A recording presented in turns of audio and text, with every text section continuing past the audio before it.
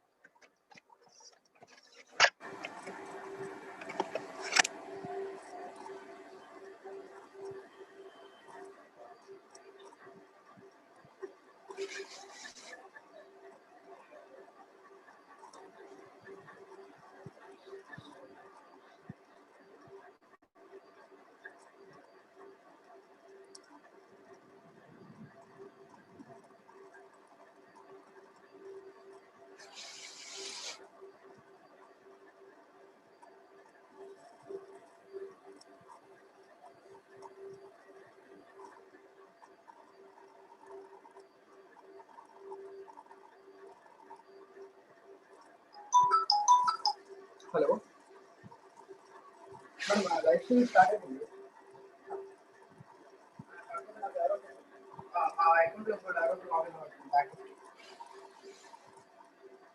పర్లేదు madam, time తీసుకోండి. Just నేనైతే లైవ్ స్ట్రీమ్ స్టార్ట్ చేస్తాను.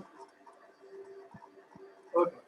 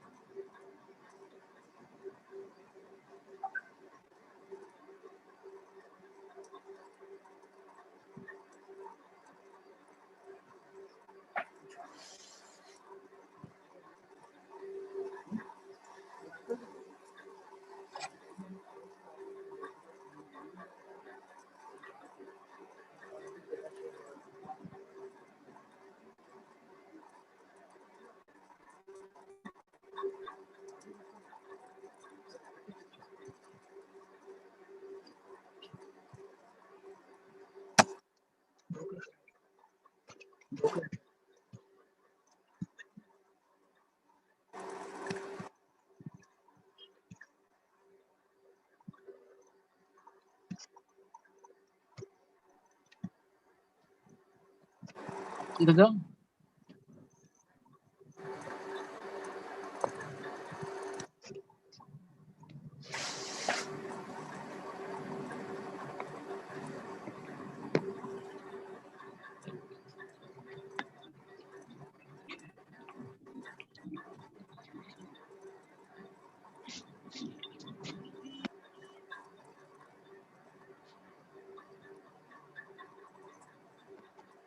Dadah, I think volume is not there in the YouTube.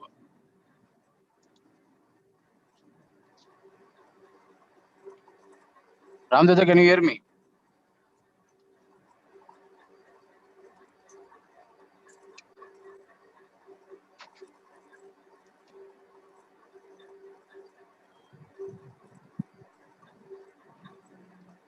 Dadah?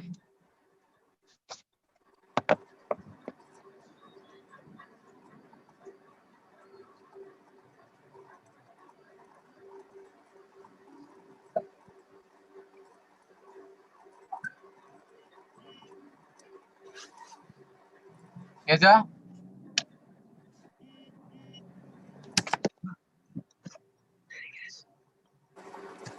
Dadah, can you hear me?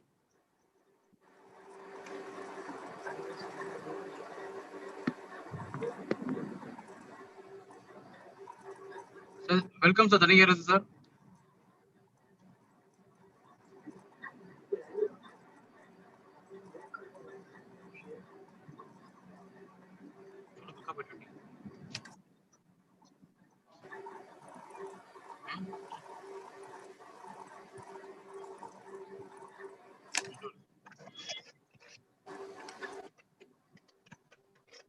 Dadah?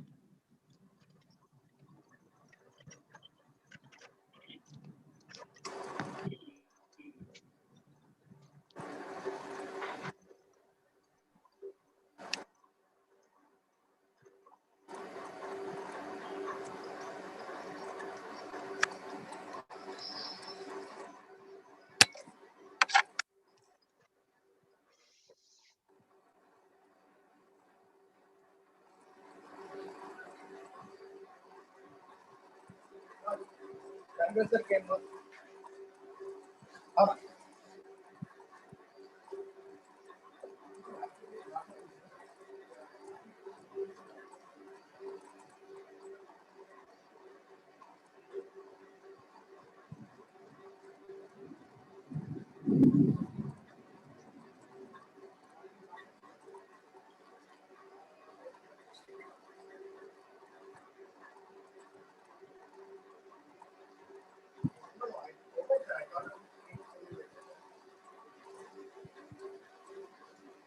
Maybe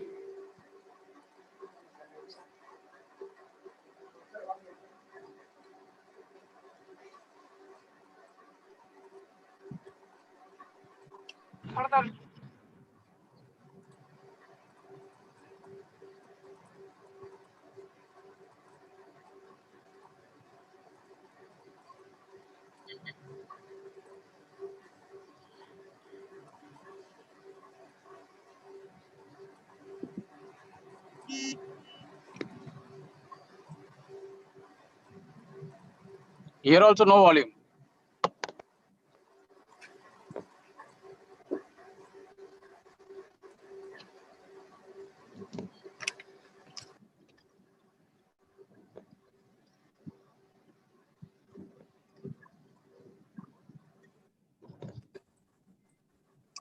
Maybe your PC volume you have to increase, I think.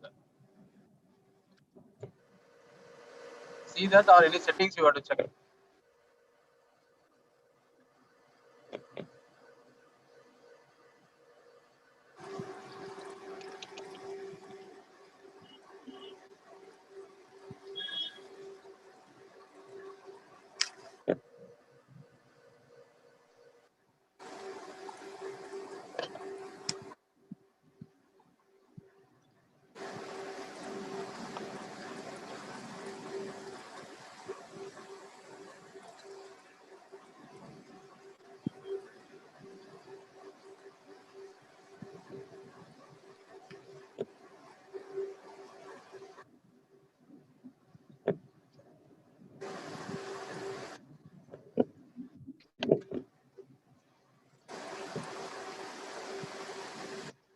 Madam Sangeetha madam.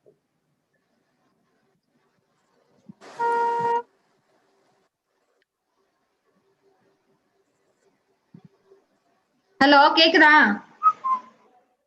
Hello சரிங்க madam. இதுல volume வரல. கேக்குது, எனக்கு கேக்குது. இதுல volume வரல. அது Ramdev try பண்ணிட்டு இருக்கான். ராஜேஷை கொஞ்சம் கூப்பிடுங்க. எதுல வால்யூம் வரல? இதுலயும் வால்யூம் வரல, யூடியூப்லயும் வால்யூம் வரல. வீடியோ பிளேயா வருது. சரி ஒரு நிமிஷம் பண்ணணும். அது கொஞ்சம் கரெக்டா தெரிஞ்சவங்க கூப்பிடலாம். அக்ஷயா கூப்பிடவா ராஜேஷை கூப்பிடவா? அக்ஷய் கூப்பிடுங்க. சரி ஓகே.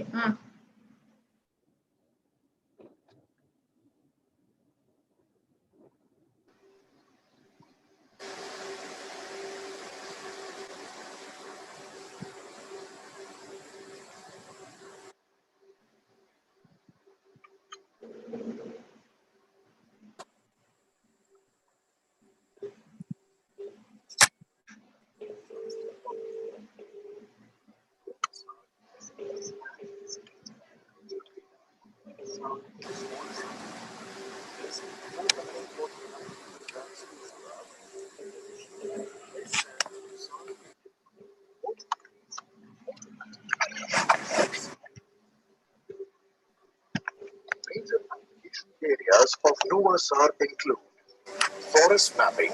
வந்துருச்சுல இப்ப இருக்குதா வால்யூம்?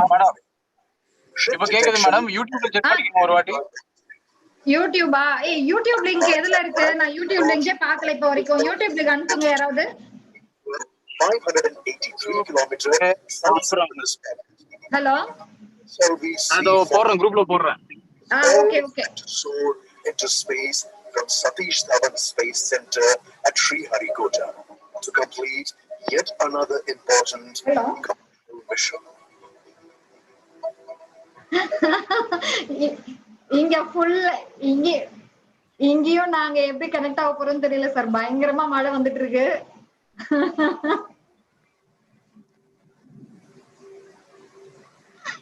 அப்படிங்களா?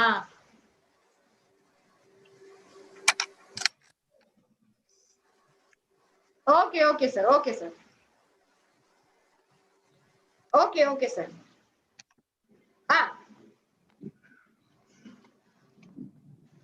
Okay okay okay sir. Okay sir. Gokula hello சொல்லுங்க மேடம். இப்பதான் சக்தி சார் போன் அடிச்சாரு. அவருக்கு நெட்வொர்க்கும் இல்லையா, அவரால் ஜாயின் பண்ண முடியலையாமா. Vote of thanks. வேற யாரா பாக்கணும்? சரி ஓகே. ஜாயின்ட் செக்ரட்டரி பார்த்து பாரு சொல்லுங்க. யாரு? Contingency plan joint secretary.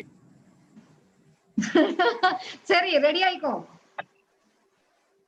அது என்ன மேடம் இருக்கு, உங்களால சமாளிக்கணும், வேற யாரும் சமாளிக்க தேவையில்ல. சரி அது பாத்துக்கலாம். அவர் வர்றது வந்து 8 மணிக்கு தான் வரும். நான் பேசுறேன் அவர்கிட்ட ஜாயின் பண்ண முடியுமான்ட்டு. இல்ல 7:30 மணிக்கு சப்போஸ் அப்பயும் அவரு நெட்வொர்க் இல்லையாமா, வந்தாலும் நான் லெக்சருக்கு ஜாயின் பண்றேன், நீங்க என்னோட இதுக்காக பிளான் எல்லாம் மாத்த வேணாங்கிறாரு. சரி ஓகே. இல்ல நீங்க கொடுத்துறீங்களா? நீயே கொடுத்துரு. இல்ல நீங்க தான் கொடுக்கணும். ஃபர்ஸ்ட் போட்ட மாதிரி நீங்களே கொடுத்துருங்க. ப்ரிப்பேர் பண்ணிக்கங்க. நான் இன்ட்ரோடக்ஷன் வர கொடுக்கிறேன். நான் ஏன் கொடுக்கணும்? ஈசி மெம்பர் 33% கொடுக்கணும் உமன்ஸ்க்கு. சரி சரி ஓகே ஓகே. உரிமையை வந்து எப்பவுமே எம்சி பாதிக்க கிடையாது மேடம். அடிக்கிற மழையில பவர் இருக்கணும், நெட்வொர்க் இருக்கணும்னு வேண்டிக்கோ. பரவாயில்லைங்க மேடம். சென்னையில இருந்து அப்டேட் பண்ண வைக்கிறேன். நீங்க வரி பண்றீங்க. நம்ம ஸ்பீக்கர்ஸ் சென்னையில இருக்காங்க. சென்னையில எல்லாம் மழை கிடையாதாமா. அவங்க வச்சு ஸ்டார்ட் பண்ணிட்டு போயிட்டு இருக்கான். நம்ம ஆளுங்க தப்பக்குன்னு சொல்லிட்டு பேசினா கூட ஒன்னும் பிரச்சனை இல்ல. கனகராஜ் பேசினா வெல்கம் அட்ரஸ் ஓவர் சார் இல்லலாம். நெட்வொர்க் பாக்கல சார், வில் ஸ்டார்ட் ஸ்பீக்கர்னு சொல்லிடலாம். ஓகே கண்ணு. இது யூடியூப் அனுப்பிச்சிருக்கேன் பாருங்க குரூப்ல. அது கொஞ்சம்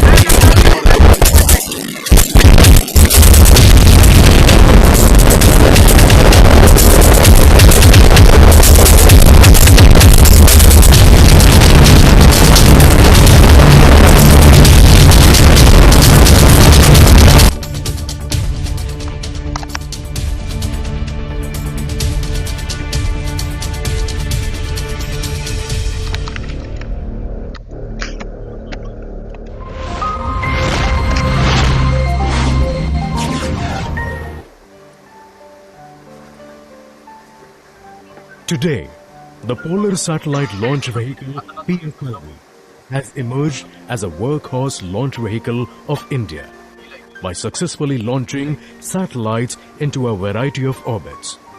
In a span of 25 years, it has launched 52 Indian and 239 international customer satellites from 28 countries. Through its various accomplishments, PSLV has established itself in the international commercial launch market as one of the cost-effective launch vehicles for primary as well as co-passenger satellites. In its forthcoming mission, PSLV C-43, the vehicle is scheduled to launch 31 satellites into orbit in its core alone configuration. These include the primary satellite HEMSI of India, as well as 30 international co-passenger satellites. Satellites from Australia, Colombia, Malaysia and Spain are being flown for the first time in PSLV. The launch of PSLV C-43 will take place from the first launch pad of Satish Dhawan Space Center, SDSC SHAR, Sriharikota. PSLV is a 4-staged vehicle with alternating solid and liquid stages. The first stage comprises the massive rocket motor carrying 139 tons of solid propellant. PSLV's second stage, carrying 42 tons of earth-storable liquid propellants, is equipped with Vikas rocket engine.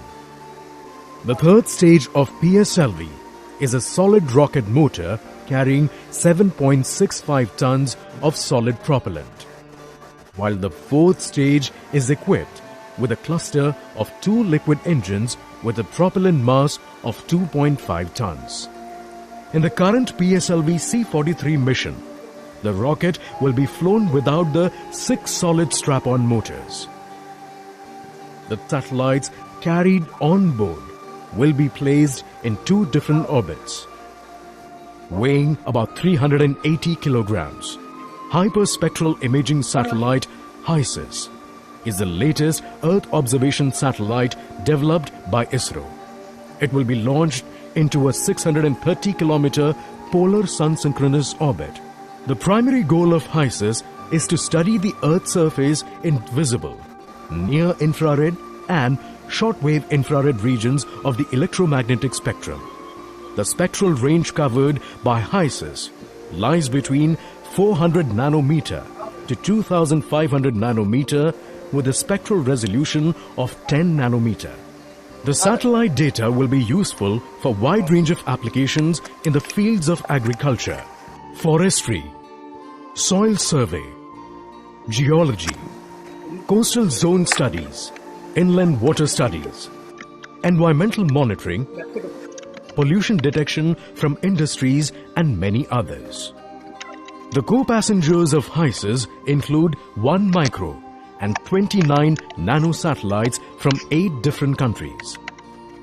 For HEMSI, the co-passenger satellites will be placed in a 504-kilometer orbit after the 4th stage restarts. 22 of the 29 nano satellites and 1 microsatellite are from the USA.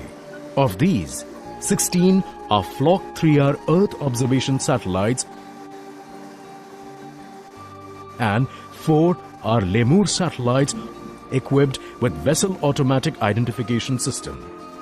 Besides, HSAT-1 is a technology demonstrator and CISRO-8 is a community initiative observation. Global 1 of USA is a microsatellite intended for Earth imaging. 7 other nanosatellites carried by PSLV C-43 include Centauri of Kepler of Sat of Colombia, Reactor Hello World of Finland, InnoSat-2 of Malaysia, 3Cat-1 of Spain, and Hyber of Netherlands. All the international customer satellites have been commercially contracted through Antrix Corporation Limited, the commercial arm of ISRO.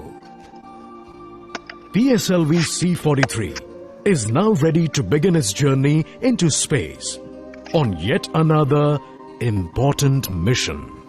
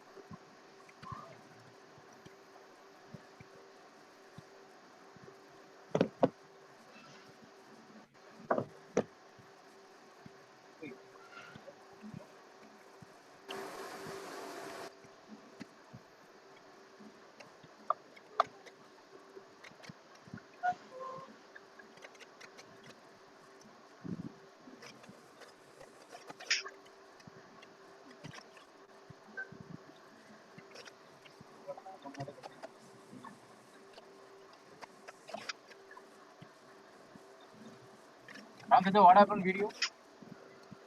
Sir, I'm setting up, sir. One minute, sir. Okay. I thought, okay, you only stop, not noise.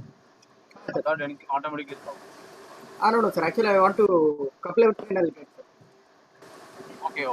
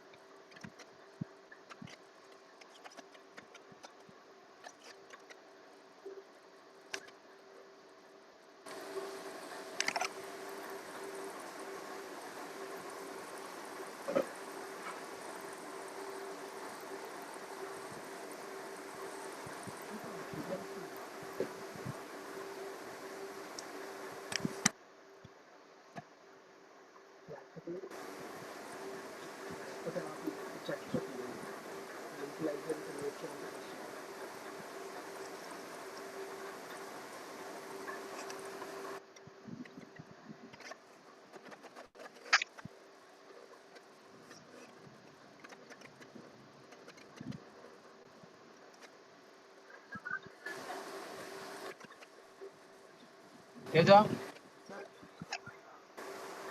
Sir, tell me. like you can keep some video. Same video also you can keep. Yeah, sir.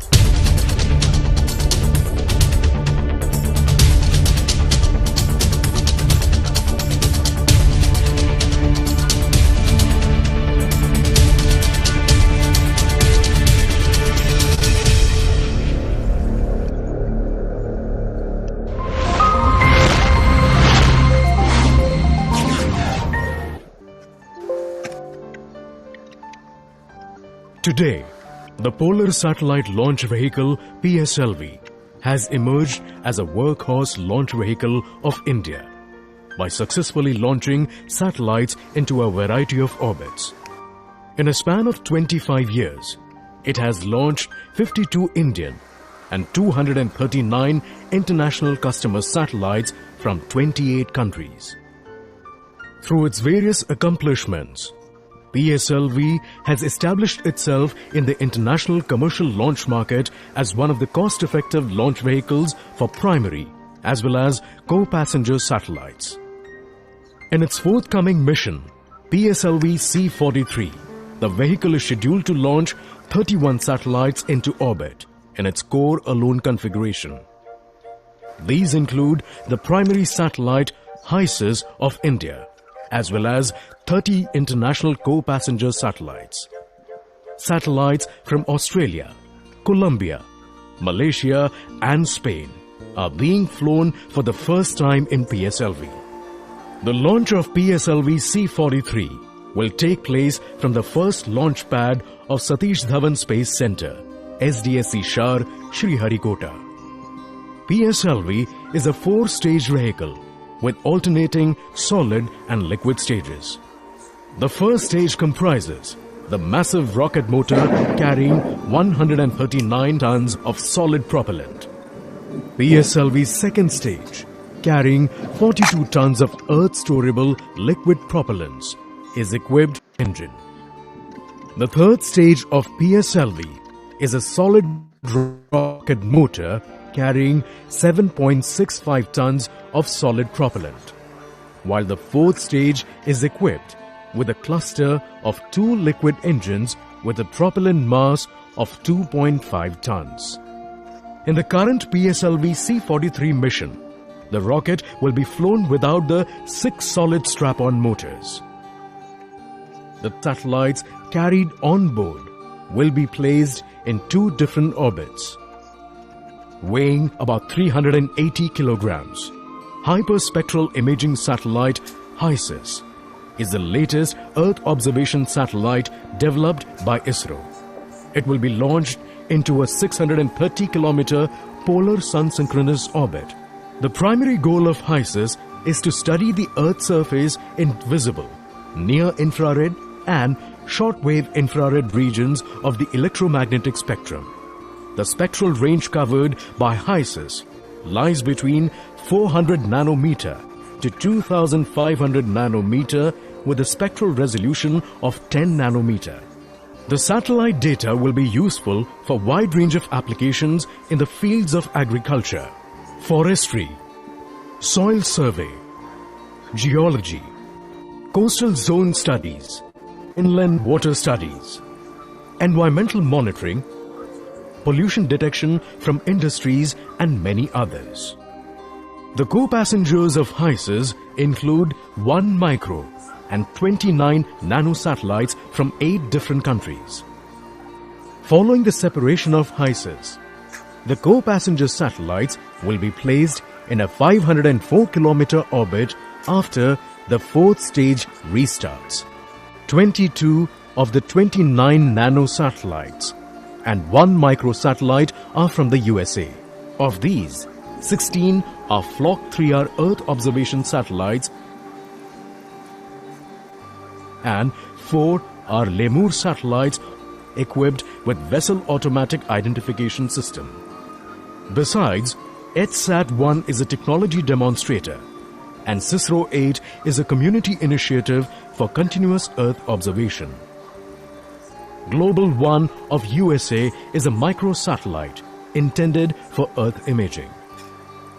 7 other nanosatellites carried by PSLV C-43 include Centauri of Australia, Kepler of Canada, FACSAT of Colombia, Reactor Hello World of Finland, InnoSat-2 of Malaysia, 3CAT-1 of Spain, and Hyber of Netherlands. All the international customer satellites have been commercially contracted through Antrix Corporation Limited, the commercial arm of ISRO. PSLV C-43 is now ready to begin its journey into space on yet another important mission.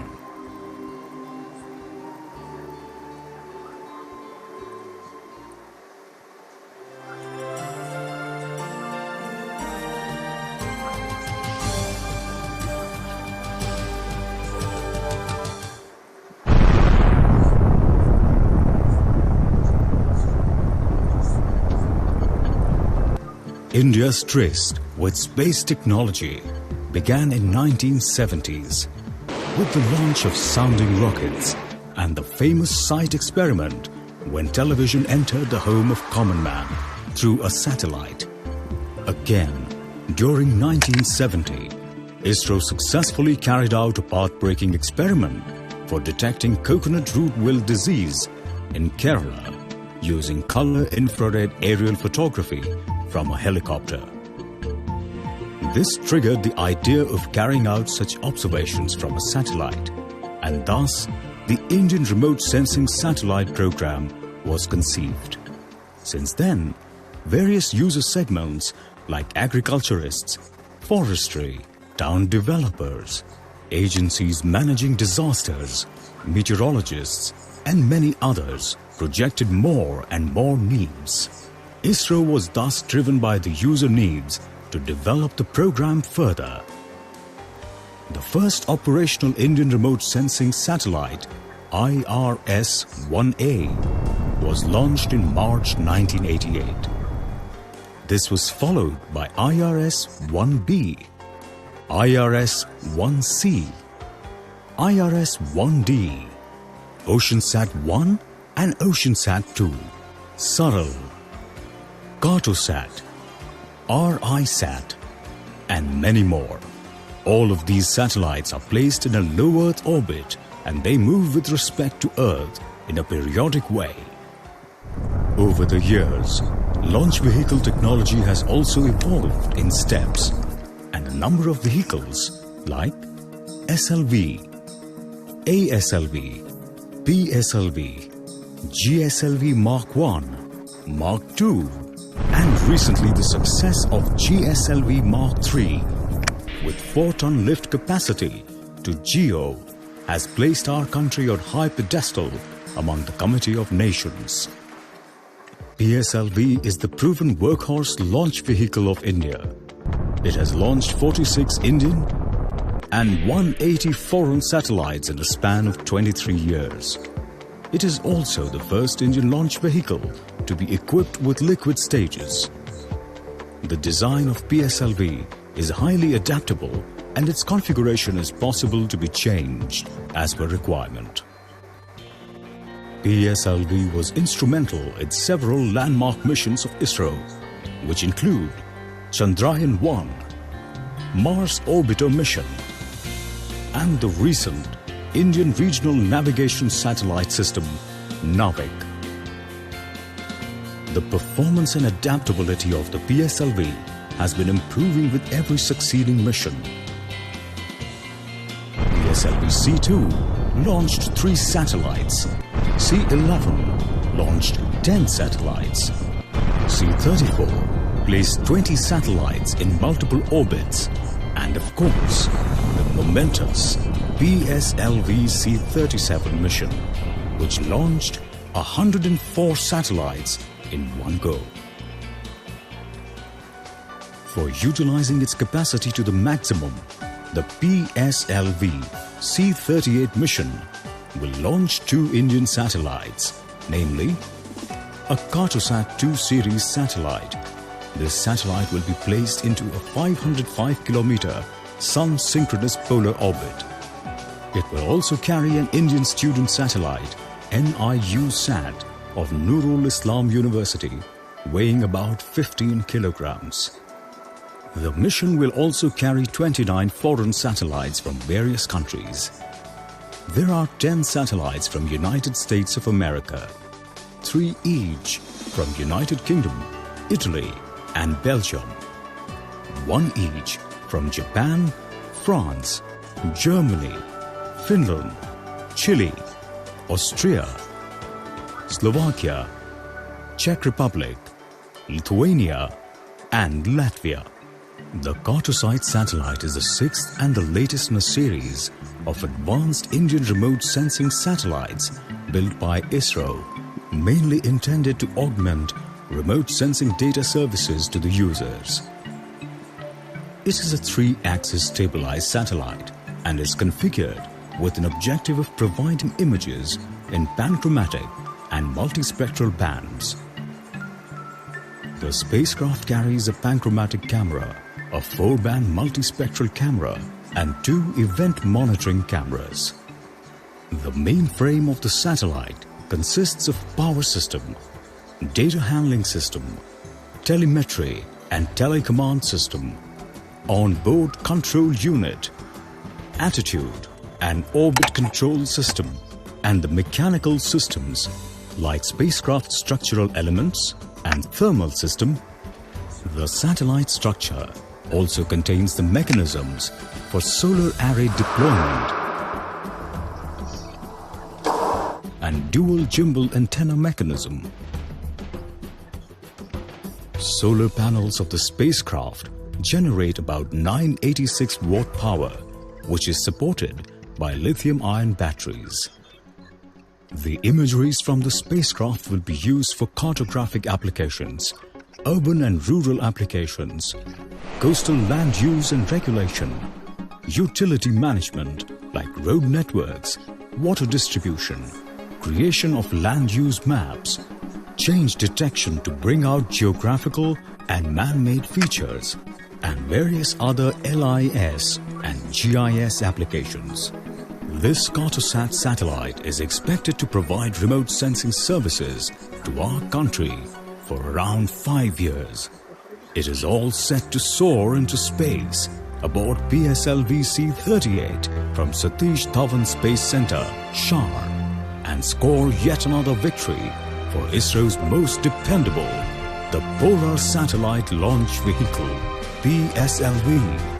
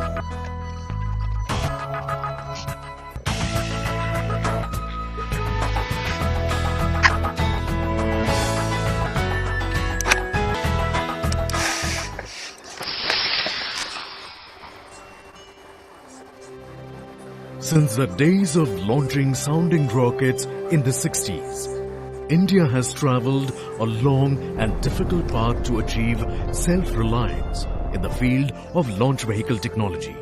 The know-how and the nuances in this field are closely guarded internationally and thus have been learned indigenously in a hard way. ISRO's perseverance in the development of launch vehicle technology over the years has resulted in development of advanced launch vehicles like PSLV, GSLV Mark II, and the heavy lift GSLV Mark III. PSLV is the well-proven workhorse launch vehicle of India. In a span of 25 years, it has successfully launched 52 Indian and 237 international customer satellites. Over the years, PSLV has undergone many technological upgradations. Today, PSLV is available in 2 variants, Core Alone and the high-end XL versions, to cater launching of small to heavier satellites. PSLV has time and again demonstrated its capability of launching multiple satellites in a single mission. In addition, its upper stage engine restart option has further enabled launching satellites in different orbits in single mission. Launching multiple satellites in a single mission by PSLV has increased from 3 satellites in 1999, 10 satellites in 2008, 20 satellites in 2016 to the most recent, momentous PSLV C-37 mission in 2017, launched a record 104 satellites in one go. PSLV was also instrumental in several landmark missions of ISRO, which include Chandrayaan-1 and the Mars Orbiter mission. In the current PSLV C core-alone configuration, the vehicle is scheduled to launch 2 international customer satellites, S14 and NovaSAR from United Kingdom. In this configuration, the rocket is without 6 solid strap-on motors.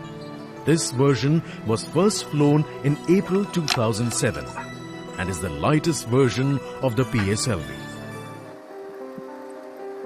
Antrix Corporation Limited, the commercial arm of the Indian Space Research Organisation, has been contracted by Surrey Satellite Technology Limited, SSTL of UK, for launching their 2 satellites, namely S14 and NovaSAR. Designed and built by SSTL, S14 is a high-resolution optical Earth observation satellite with a mass of 444 kilograms. It will be used for surveying resources, environment monitoring, urban management, and for cluster monitoring. NovaSAR is a S-band synthetic aperture radar, SAR small satellite. This 445 kilogram spacecraft, in addition to S-band SAR payload, also carries an automatic identification receiver. Major application areas of NovaSAR include forest mapping, land use and ice cover monitoring, flood and disaster monitoring, ship detection and maritime monitoring. Both these satellites are planned to be launched by PSLV C-42 into a 583-kilometer sun-synchronous orbit. PSLV C-42 is all set to soar into space from Satish Dhawan Space Center at Sriharikota to complete yet another important commercial mission.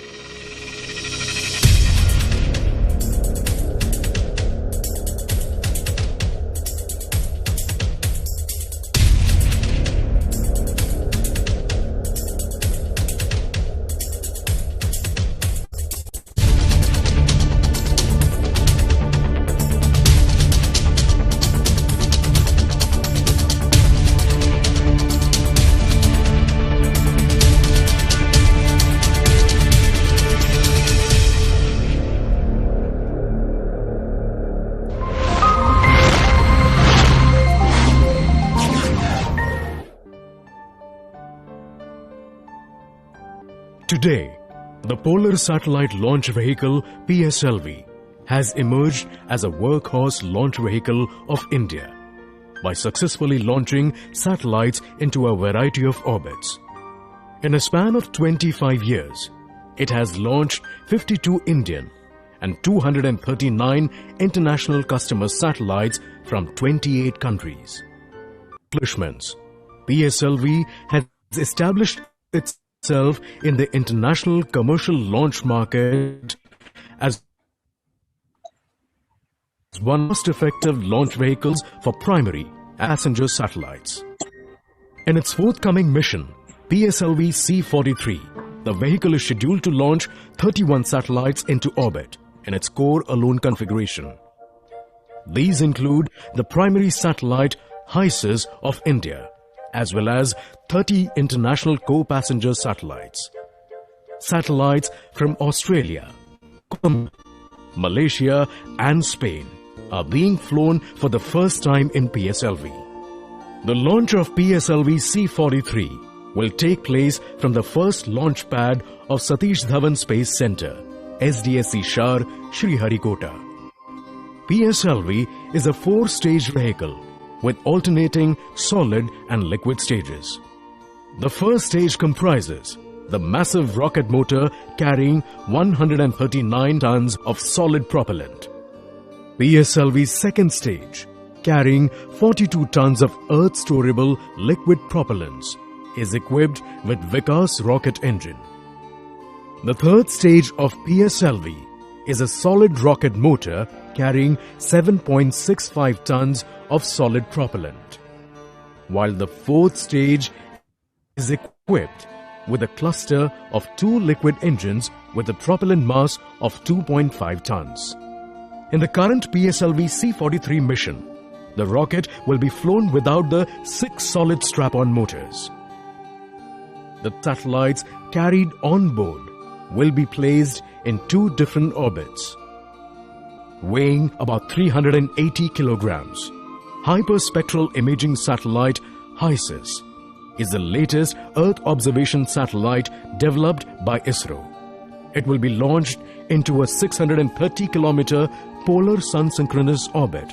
The primary goal of HEMSI is to study the Earth's surface in visible, near-infrared and short-wave infrared regions of the electromagnetic spectrum. The spectral range covered by HEMSI lies between 400 nanometer to 2500 nanometer with a spectral resolution of 10 nanometer. The satellite data will be useful for a wide range of applications in the fields of agriculture, forestry, soil survey, geology, coastal zone studies, inland water studies, environmental monitoring, pollution detection from industries and many others. The co-passengers of HEMSI and 29 nano-satellites from 8 different countries. Following the separation of HEMSI, the co-passenger satellites will be placed in a 504-kilometer orbit after the 4th stage restarts. 22 of the 29 nano-satellites and 1 microsatellite are from the USA. Of these, 16 are Flock 3R Earth observation satellites and 4 are Lemur satellites equipped with vessel automatic identification system. Besides, HSAT-1 is a technology demonstrator and CISRO-8 is a community initiative for continuous Earth observation. Global 1 of USA is a method for Earth imaging. 7 other nano-satellites carried by PSLV C-43 include Centauri of Australia, Kepler of Canada, FragSat of Colombia, Reactor Hello World of Finland, InnoSat-2 of Malaysia, 3Cat-1 of Spain, and Hyber of Netherlands. All the international customer satellites have been commercially contracted through Antrix Corporation Limited, the commercial arm of ISRO. PSLV C-43 is now ready to begin its journey into space on yet another important mission.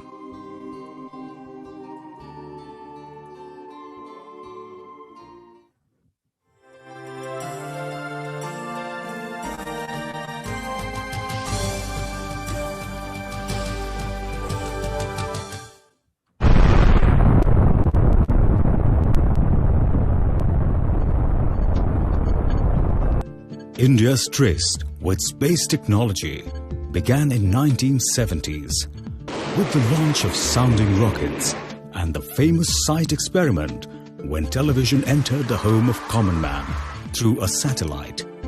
Again, during 1970, ISRO successfully carried out a path-breaking experiment for detecting coconut root wilt disease in Kerala using color infrared aerial photography from a helicopter.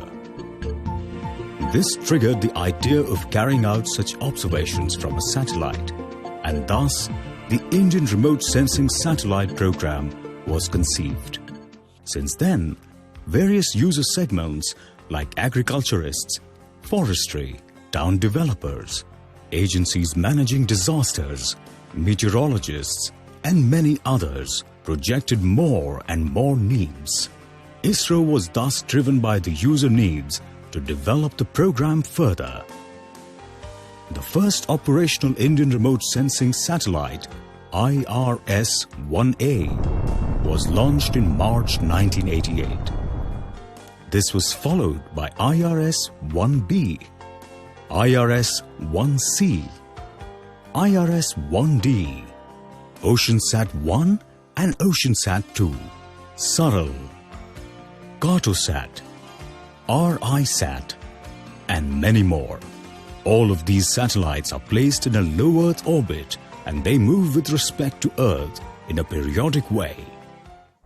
Over the years, launch vehicle technology has also evolved in steps, and a number of vehicles like SLV, ASLV, PSLV Mark 1, Mark 2, and recently the success of GSLV Mark 3 with 4-ton lift capacity to GEO has placed our country on high pedestal among the Committee of Nations.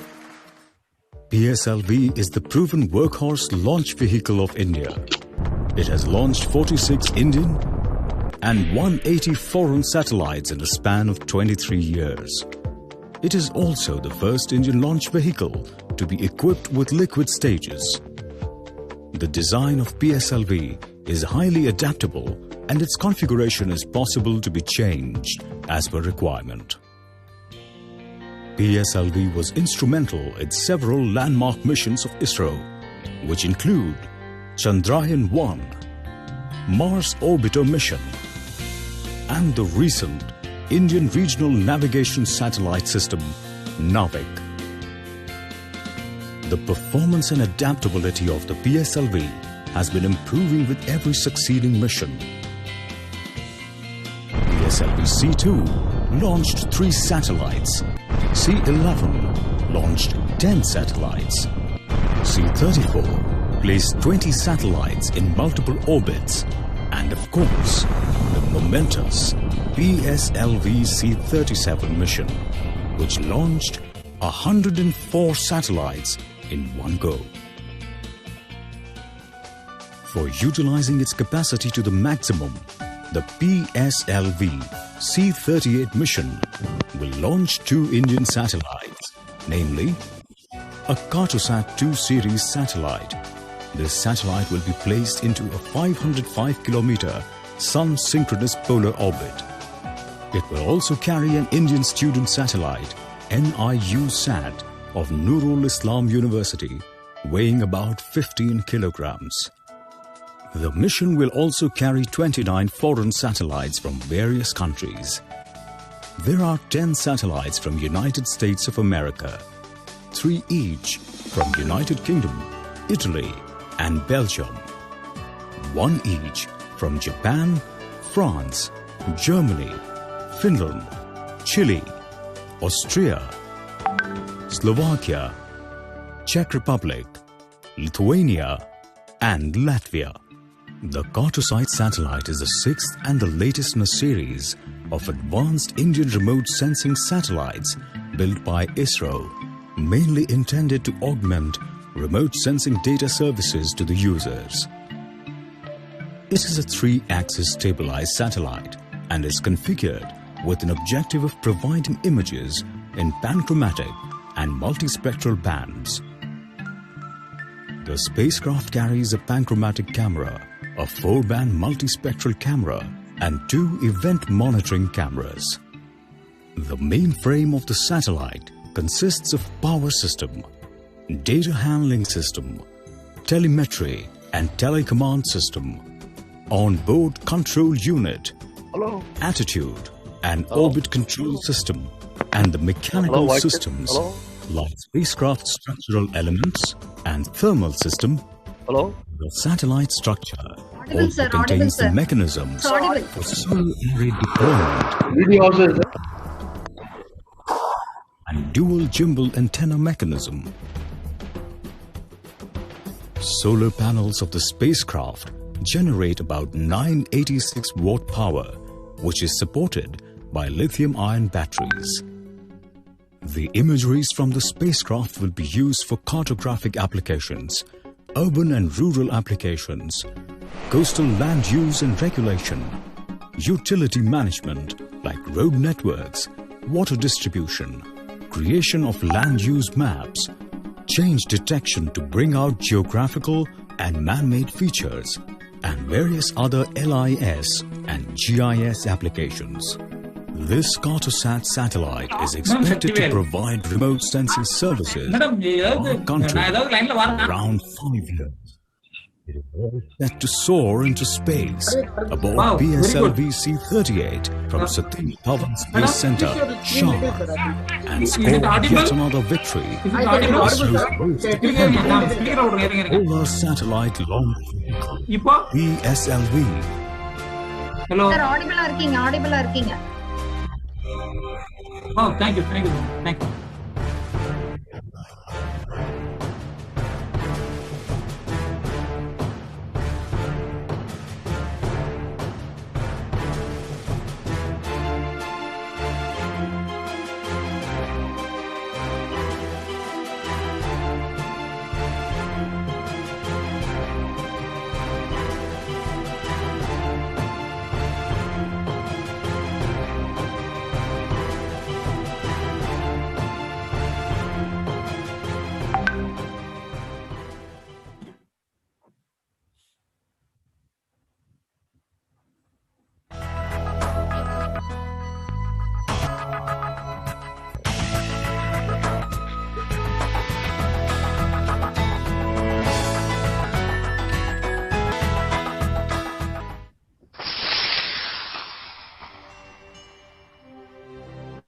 Since the days of launching sounding rockets in the 60s, India has traveled a long and difficult path to achieve self-reliance in the field of launch vehicle technology.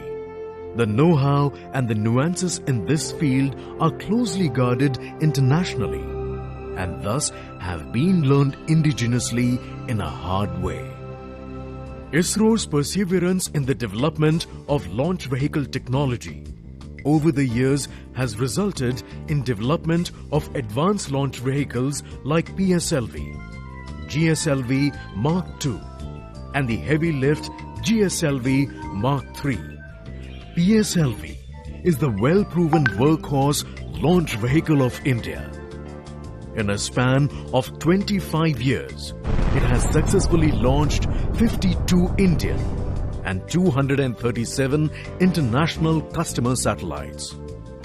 Over the years, PSLV has undergone many technological upgradations. Today, PSLV is available in two variants, Core Alone and the high-end XL versions, to cater launching of small to heavier satellites. PSLV has time and again demonstrated its capability of launching multiple satellites in a single mission. In addition, its upper stage engine restart option has further enabled launching satellites in different orbits. Launching multiple satellites in a single mission by PSLV has increased from 3 satellites in 1999, 10 satellites in 2008, 20 satellites in 2016 to the most recent, momentous PSLV C-37 mission in 2017. Launched a record 104 satellites in one go. PSLV was also instrumental in several landmark missions of ISRO, which include Chandrayaan-1 and the Mars Orbiter mission. In the current PSLV C-42 mission, in its Core Alone configuration, the vehicle is scheduled to launch 2 international customer satellites, S-14 and Novasar from United Kingdom. In this configuration, The rocket is without 6 solid strap-on motors. This version was first flown in April 2007 and is the lightest version of the PSLV. Antrix Corporation Limited, the commercial arm of the Indian Space Research Organisation, has been contracted by SHAR Satellite Technology Limited, SSTL of UK, for launching their 2 satellites, namely S14 and SHAR. Designed and built by SSTL, S14 is a high-resolution optical array with a mass of 444 kilograms. It will be used for surveying resources, environment monitoring, urban management, and for the disaster monitoring. SHAR is a S-band synthetic aperture radar, SAR small satellite. This 445 kilogram spacecraft, in addition to S-band SAR payload, also carries an automatic application receiver. Major application areas of SHAR include forest mapping, land use and ice cover monitoring, flood and disaster monitoring, ship detection and maritime monitoring. Both these satellites are planned to be launched by PSLV C-42 into a 583-kilometer sun-synchronous orbit. PSLV C-42 is all set to soar into space from Satish Dhawan Space Center at Sriharikota to complete yet another important commercial mission.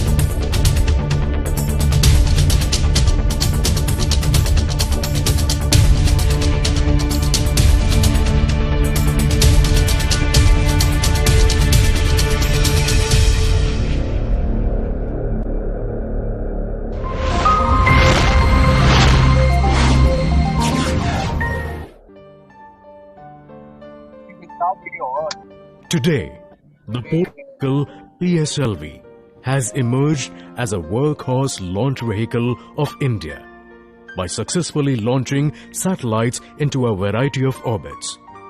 In a span of 25 years, it has launched 52 Indian and 239 international customer satellites from 28 countries. Through its various accomplishments, PSLV has established itself in the international commercial launch market as one of the cost-effective launch vehicles for primary as well as co-passenger satellites. In its forthcoming mission, PSLV C-43, the vehicle is scheduled to launch 31 satellites into orbit in its core-alone configuration. These include the primary satellite HEMSI of India, as well as 30 international co-passenger satellites. Satellites from Australia, Colombia, Malaysia and Spain are being flown for the first time in PSLV. The launch of PSLV C-43 will take place from the first launch pad of Satish Dhawan Space Center, SDSC SHAR, Sriharikota. PSLV is a 4-stage vehicle with alternating solid and liquid stages. The first stage comprises the massive rocket motor carrying 139 tons of solid propellant. PSLV's second stage, carrying 42 tons of earth-storable liquid propellants, is equipped with Vikas rocket engine. The third stage of PSLV is a solid rocket motor carrying 7.65 tons of solid propellant, while the fourth stage is equipped with a cluster of 2 liquid engines with a propellant mass of 2.5 tons. In the current PSLV C-43 mission, The rocket will be flown without the 6 solid strap-on motors. The satellites carried on board will be placed in 2 different orbits. Weighing about 380 kilograms, Hyperspectral Imaging Satellite HISIS is the latest Earth observation satellite developed by ISRO. It will be launched into a 630-kilometer polar sun-synchronous orbit. The primary goal of HISIS is to study the Earth's surface in visible, near-infrared and short-wave infrared regions of the electromagnetic spectrum. The spectral range covered by HISIS lies between 400 nanometer to 2500 nanometer with a spectral resolution of 10 nanometer. The satellite data will be useful for a wide range of applications in the fields of agriculture, forestry, soil survey, geology, coastal zone studies, inland water studies, environmental monitoring, pollution detection from industries and many others. The co-passengers of HISIS include 1 micro and 29 nano-satellites from 8 different countries. Following the separation of HISIS, the co-passenger satellites will be placed in a 504-kilometer orbit after the 4th stage restarts. 22 of the 29 nano-satellites and 1 microsatellite are from the USA. Of these, 16 are Flock 3R Earth observation satellites and 4 are Lemur satellites equipped with vessel automatic identification system. Besides, HSAT-1 is a technology demonstrator and CISRO-8 is a community initiative for continuous Earth observation. Global 1 of USA is a microsatellite intended for Earth imaging.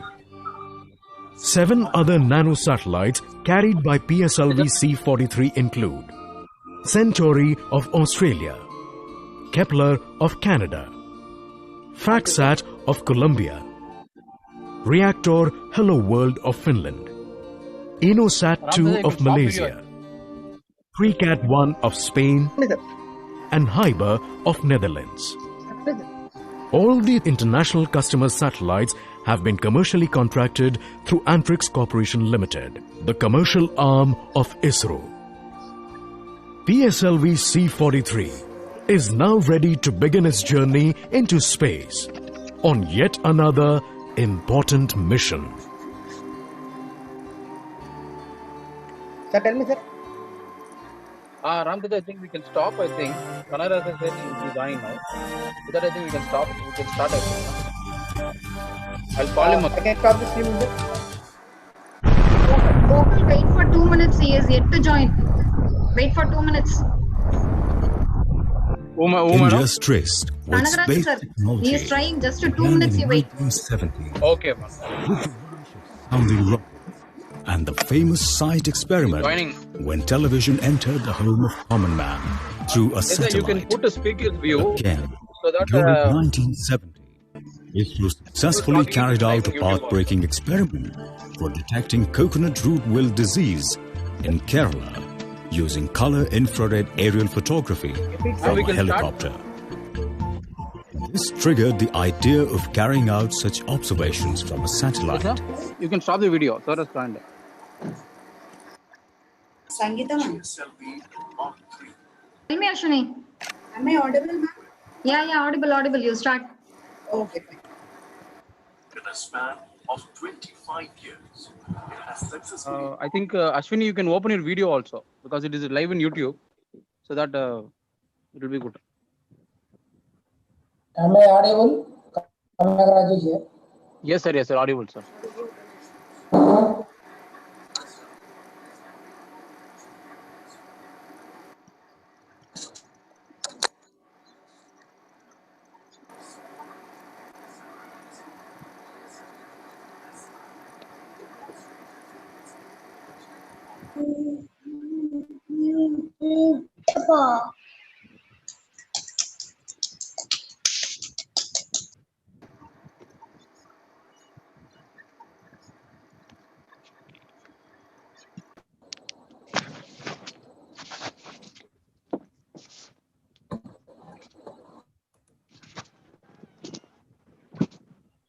Madam, can you give the professor's name?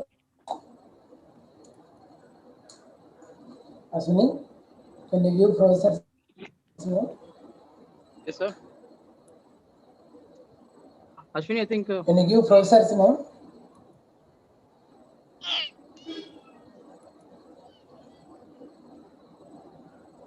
I think everybody has joined, sir. Ashwini can start, I think.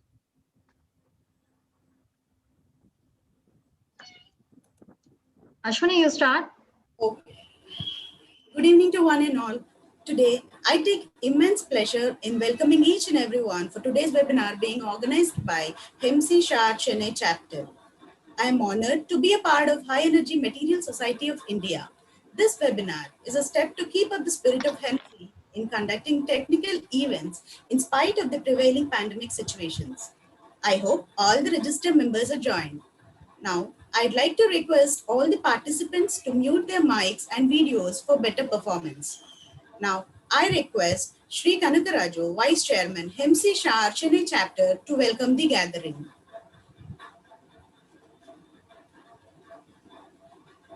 Thank you, madam. Respected Chairman, respected Professor Chakravarti, respected Professor speakers, Mr. Srinath and Professor from MIT, distinguished audience. Yeah, I like to invite you, all of you, to this webinar. We are this HEMSI is High Energy Material Society of India. SHAR Chennai chapter is generally carries out small workshops, conferences on various subjects of interest to the aerospace people and especially aimed at our SHAR engineers. But it is not restricted to SHAR nowadays. We are expanding ourselves to various student community also, because as a ISRO policy, we want to have an outreach to all the academic community as well as student community. With this objective, HEMSI is formed. Our chairman is going to give more details about all these things. Then I take this opportunity to welcome all of you to this webinar.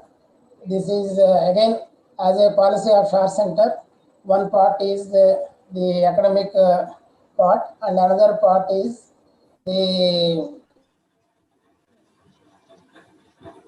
industry part. So that more meaningful communication will be there. And we also want the academic research should go to industry's ears and eyes. Similarly, what industry is looking at should go to the academicians, and the community will be benefited out of this. This is the aim of our HEMSI, and in line with that, the organizers have made this program. I hope all of you will enjoy, and yeah, I once again welcome all of you for this meeting. Thank you, madam. And can you, yeah, I thank you for giving this opportunity. Please go ahead. Great, sir. That was a warm welcome from your side. Yeah, Mr. Singh. Yeah.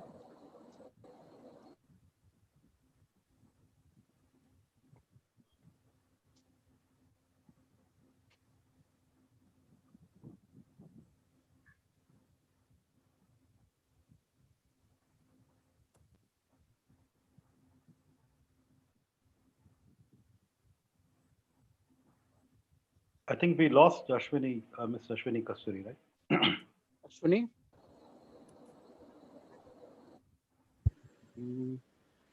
Ramteja? Okay, now I request Shri V. Ranganathan sir, our beloved chairman, HEMSI SHAR Chennai chapter, to enlighten us with the journey details of HEMSI SHAR Chennai chapter and deliver a presidential address. Please welcome, sir. Am I audible? Yes, sir. You're audible, sir. Good afternoon, all my colleagues of HEMSI. And it's really a excellent effort by our chapter, Sri Kodachani chapter, that we are having and hosting the first video mode webinar. And this is really a fitting background of our grand MC 2019. And I am here to welcome all of you and we participate in this. And we are going to have two excellent lecture. To start with, let me welcome Mr. Chakravarti Kanagaraju, both of my colleagues and in HEMSI, and Tanigarasu and Srinath Ravichandran, who are going to be the speakers of today on very fitting topic, joy jet noise reduction technique by Tanigarasu and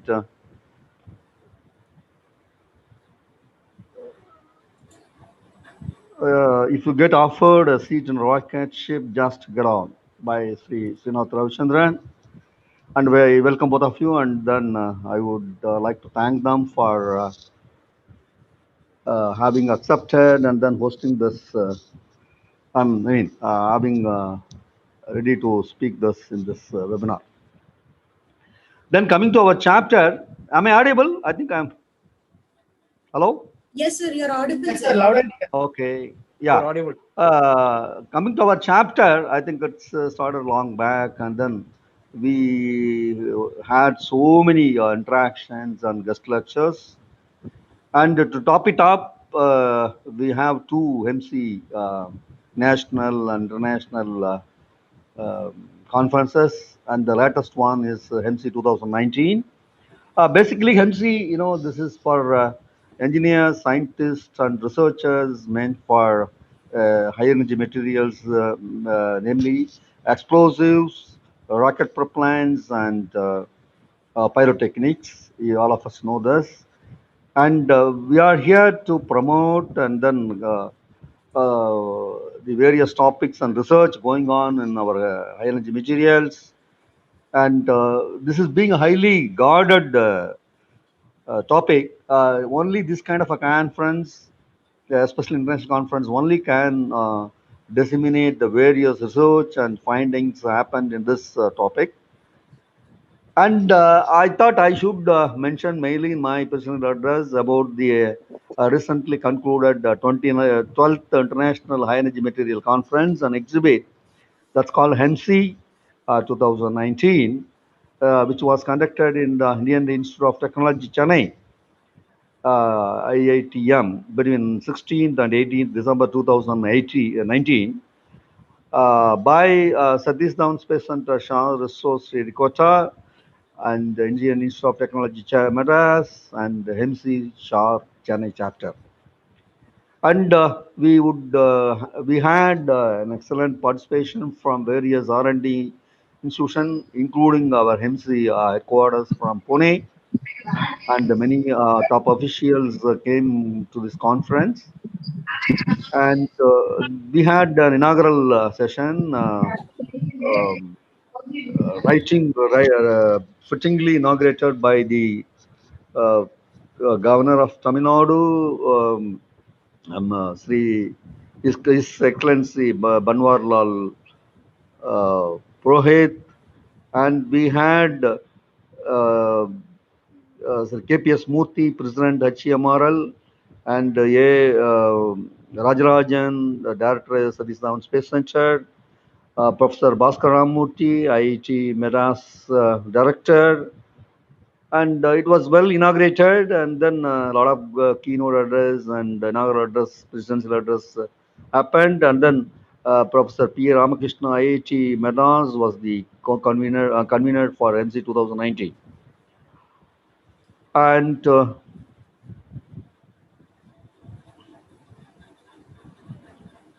And it was a 3 days conference, and there is a two part in that. One is the main conference, and parallelly were Students symposium also was done on the last day, and the conference was consisting of plenary session and the paper presentation for various researchers and pursuers of research in this topic.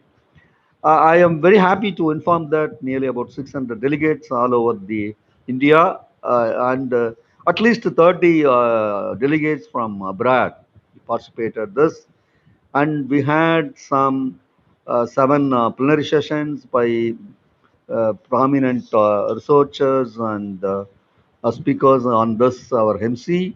The Professor Thomas Klapper from Germany, Professor Michael Gozin from Tel Aviv, Israel, Clive Ward, Woody, Imperial College, London, UK, Sri Laser Chitraballi, our ESSC ex-colleague, ex-project director, Dabasis Chakravarti, Director, COPT, IIT Bombay, Professor Stephen Abel, University of Illinois, USA, and Dr. D.K. Vardarajan, Officiating Controller, COQA. And the topic was very interesting. And then there were 300 papers presented in this conference. And there were parallel sessions going on. 5 parallel sessions were there on broadly classified topics of rocket propellants, solid, exorable cryo, semi-cryo, and hybrid propellants, synthetic characterization and evaluation of new energetic materials, development, scale-up, and manufacture of advanced high-energy materials, modeling and simulation, structural analysis, reaction pathways and mechanisms, thermal decomposition, combustion, and detonation, pyrotechnics and their applications, and insensitive and green HEMS and gun propellants and propulsion system, advanced and civil explosive. It was an excellent thing that there were, in addition to these posters and papers presented, there was an excellent exhibit done by various researchers in this field. By ISRO, we had a lot of models of rocket vehicles and satellites, and then tanks and other ammunitions from DRDL, DRDO, and so many industrial partners also displayed fantastic displays. It was very well seen by various experts in our high energy materials, and it was a good exhibition altogether. And we also had, uh, as I told earlier, 400 science, engineering, undergraduate students from 34 institutions participated in the symposium called Chess Square, where students participated. There was some innovative proposal was done that 42 proposals received from various groups of this students were evaluated by the concerned experts, which was received earlier by our HEMSI team. And the motto of the symposium was Ignite, Propel, and Reach the Unreached. And the proposals are in broad classification of inputs, challenges, and perspectives of Gaganyaan, innovative ideas for future scope defense systems, green energy and future propulsion systems for rockets and missiles, and future space exploration. These, I think, the young minds of students and undergraduates have thought over nicely and then came with so many fantastic and innovative ideas. It was well appreciated by the judges and the other participants. And the conference was really very excellent and then highly successful. Now, I think we should have similar conferences, not necessarily it should be an international or national, but then our own chapter is now, it is really good enough to host similar conferences. I think at least we should have at least once in a year, whether we get the chance of hosting the conference being proposed by our MC headquarters. I think our chapter hereafter every year we should have a conference similar to that. Maybe predominantly attended by our local chapter, Sri Kota Chennai chapter, and maybe we can invite some few prominent people from other other chapters of HEMSI. So I look forward this first webinar, and I think there are few people I don't want to name them because they're like the Gokul, Teja, and all. They all really work hard for making this webinar realistic, and I thank such people. And I have not told all of them, but then I just whatever comes to my mind, I told the names, and I look forward similar participation from the youngsters, and then make our chapter more and more active and full of activities are there in our chapter, very dynamic chapter. With this, I thank all of you, including the today's speakers, and then with this, I conclude my presidential address. Thank you very much. So that's great, sir, and thank you for your valuable words. Now, I request Professor S.R. Chakravarti, Vice Chairman, HEMSI SHAR Chennai Chapter, to inspire the gathering with a few words. Thank you very much. It's actually my great pleasure to be here as part of this community. It's like a family get-together for me. I have been part of the SHAR Chennai HEMSI chapter since its inception, following the 1998 conference, and it has actually grown by leaps and bounds, thanks to the Sriharikota people primarily. We have had the 2007 conference in Tagore Engineering College, and as Chairman Ranganathan mentioned so much, the 2019 conference in IIT Madras was a huge success. And I'm very sure a lot of people, as part of the SHAR Chennai chapter of HEMSI, have been working very hard about this, as well as we can expect that to happen in the future as well. As the chairman has motivated us to consider our, let's say, a regional conference. Coming to this particular webinar, I'm actually doubly delighted about this, because both the topics that are considered here are very close to my heart. And I have actually had personal involvement in this. As far as the jet noise reduction techniques is concerned, I have actually worked with SHAR people for about a 10-year period, leading to the first GSLV Mark III launch in 2016. So somewhere between 2005 to 2015, I have actually worked with people like Dr. Shankaran. I think Joe Paul Ignatius left to VSSC subsequently after doing his PhD. I was his PhD guide based on the work that was done on jet noise reduction of the Mark III configuration. And I think he probably has the fattest thesis that I have ever guided. And he also got an award for the thesis from INA, which was actually very amazing. And of course, I've had the fortune of working with Mr. T.N.V. Satyanarayana, who was originally there before, and then he retired. So a very beautiful set of people there doing a lot of work, and I understood a lot of aeroacoustics. I have been personally involved also in Professor Tanigayara's work. We have had close relations with MIT. MIT itself is a great place with people like Abdul Kalam and a lot of people that have come out of there from Professor Pandalai's times. So it's actually a great pleasure that we are having Professor Tanigayar to talk about jet noise reduction techniques.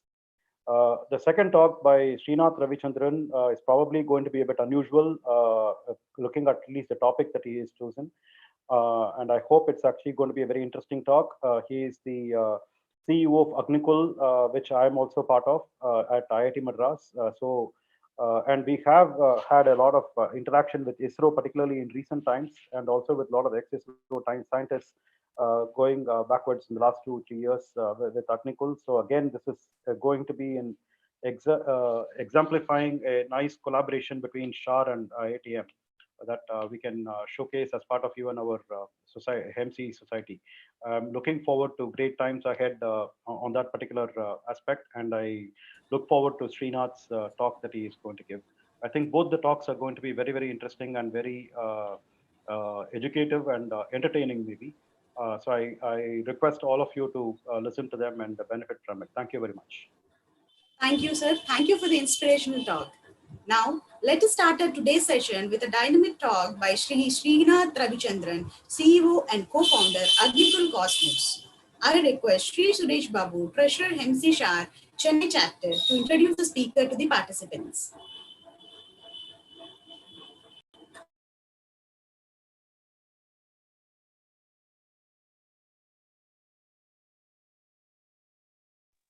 Suresh, sir.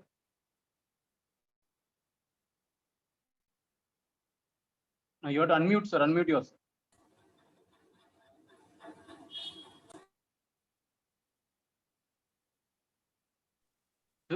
Suresh Babu, sir, you have to unmute. Good evening. Yes, sir. Are very eagerly waiting for the most interesting.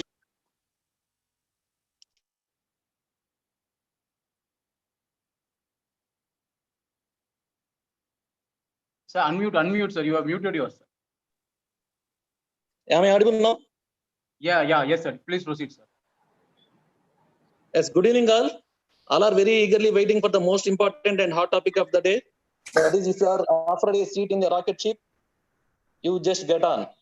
It is my privilege to introduce the guest of speaker, Srinath Ravichandar, CEO and co-founder of the Agnikul Cosmos IIT Madras.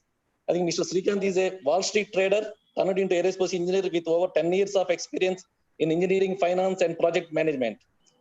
He got a bachelor's degree in electrical engineering from College of Engineering, Guindy, and master's degree in financial engineering from Columbia University. And also he got a master's degree in aerospace engineering from University of Illinois at Urbana-Champaign. He got a multidisciplinary experience to solve large-scale problems.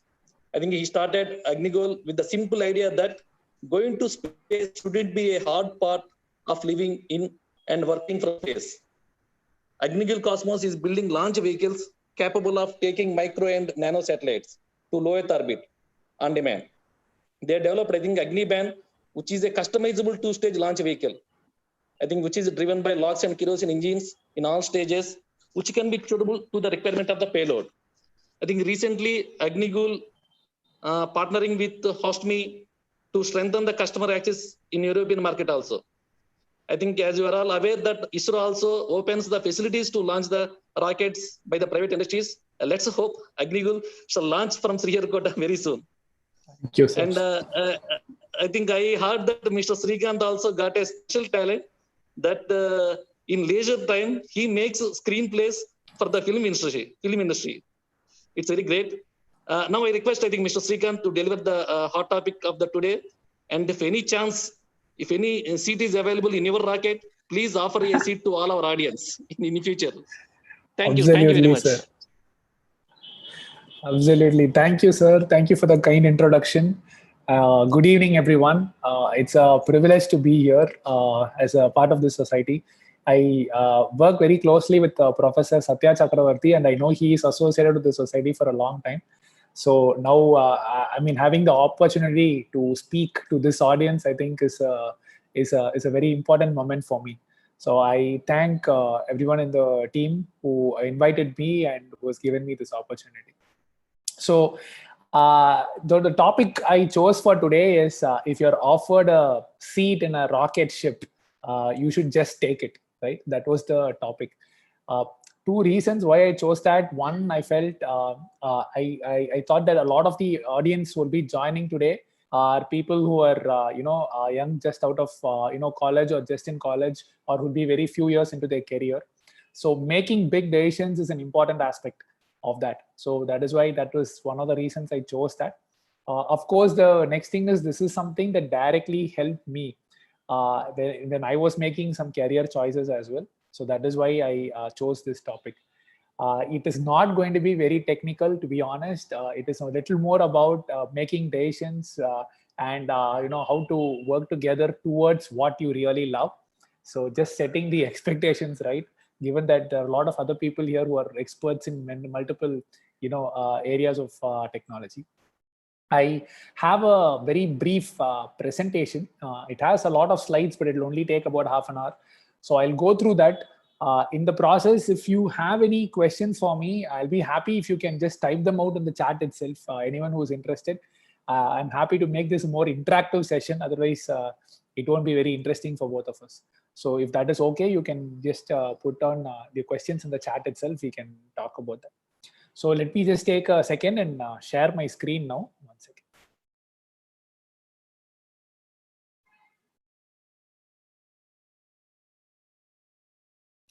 So can you all see my screen? Can you give a thumbs up if you can see my screen? Or yeah, can someone say if you can see the screen? Yeah, yes, we can are able to see your screen. Okay, awesome. So I'll just get started. So yes, the idea here is to say that if you are offered an opportunity that is absolutely amazing, you should just take it without thinking too much about what you will do, how you will do it, and so on. That is the crux of the presentation. But that doesn't just happen overnight or in just one day. There is a bit of a preparation that should happen to get there. So I will also touch upon those things in the process. But before all that, my formal introduction, I think, was already given. But currently, I am the co-founder and CEO of Agnikul Cosmos.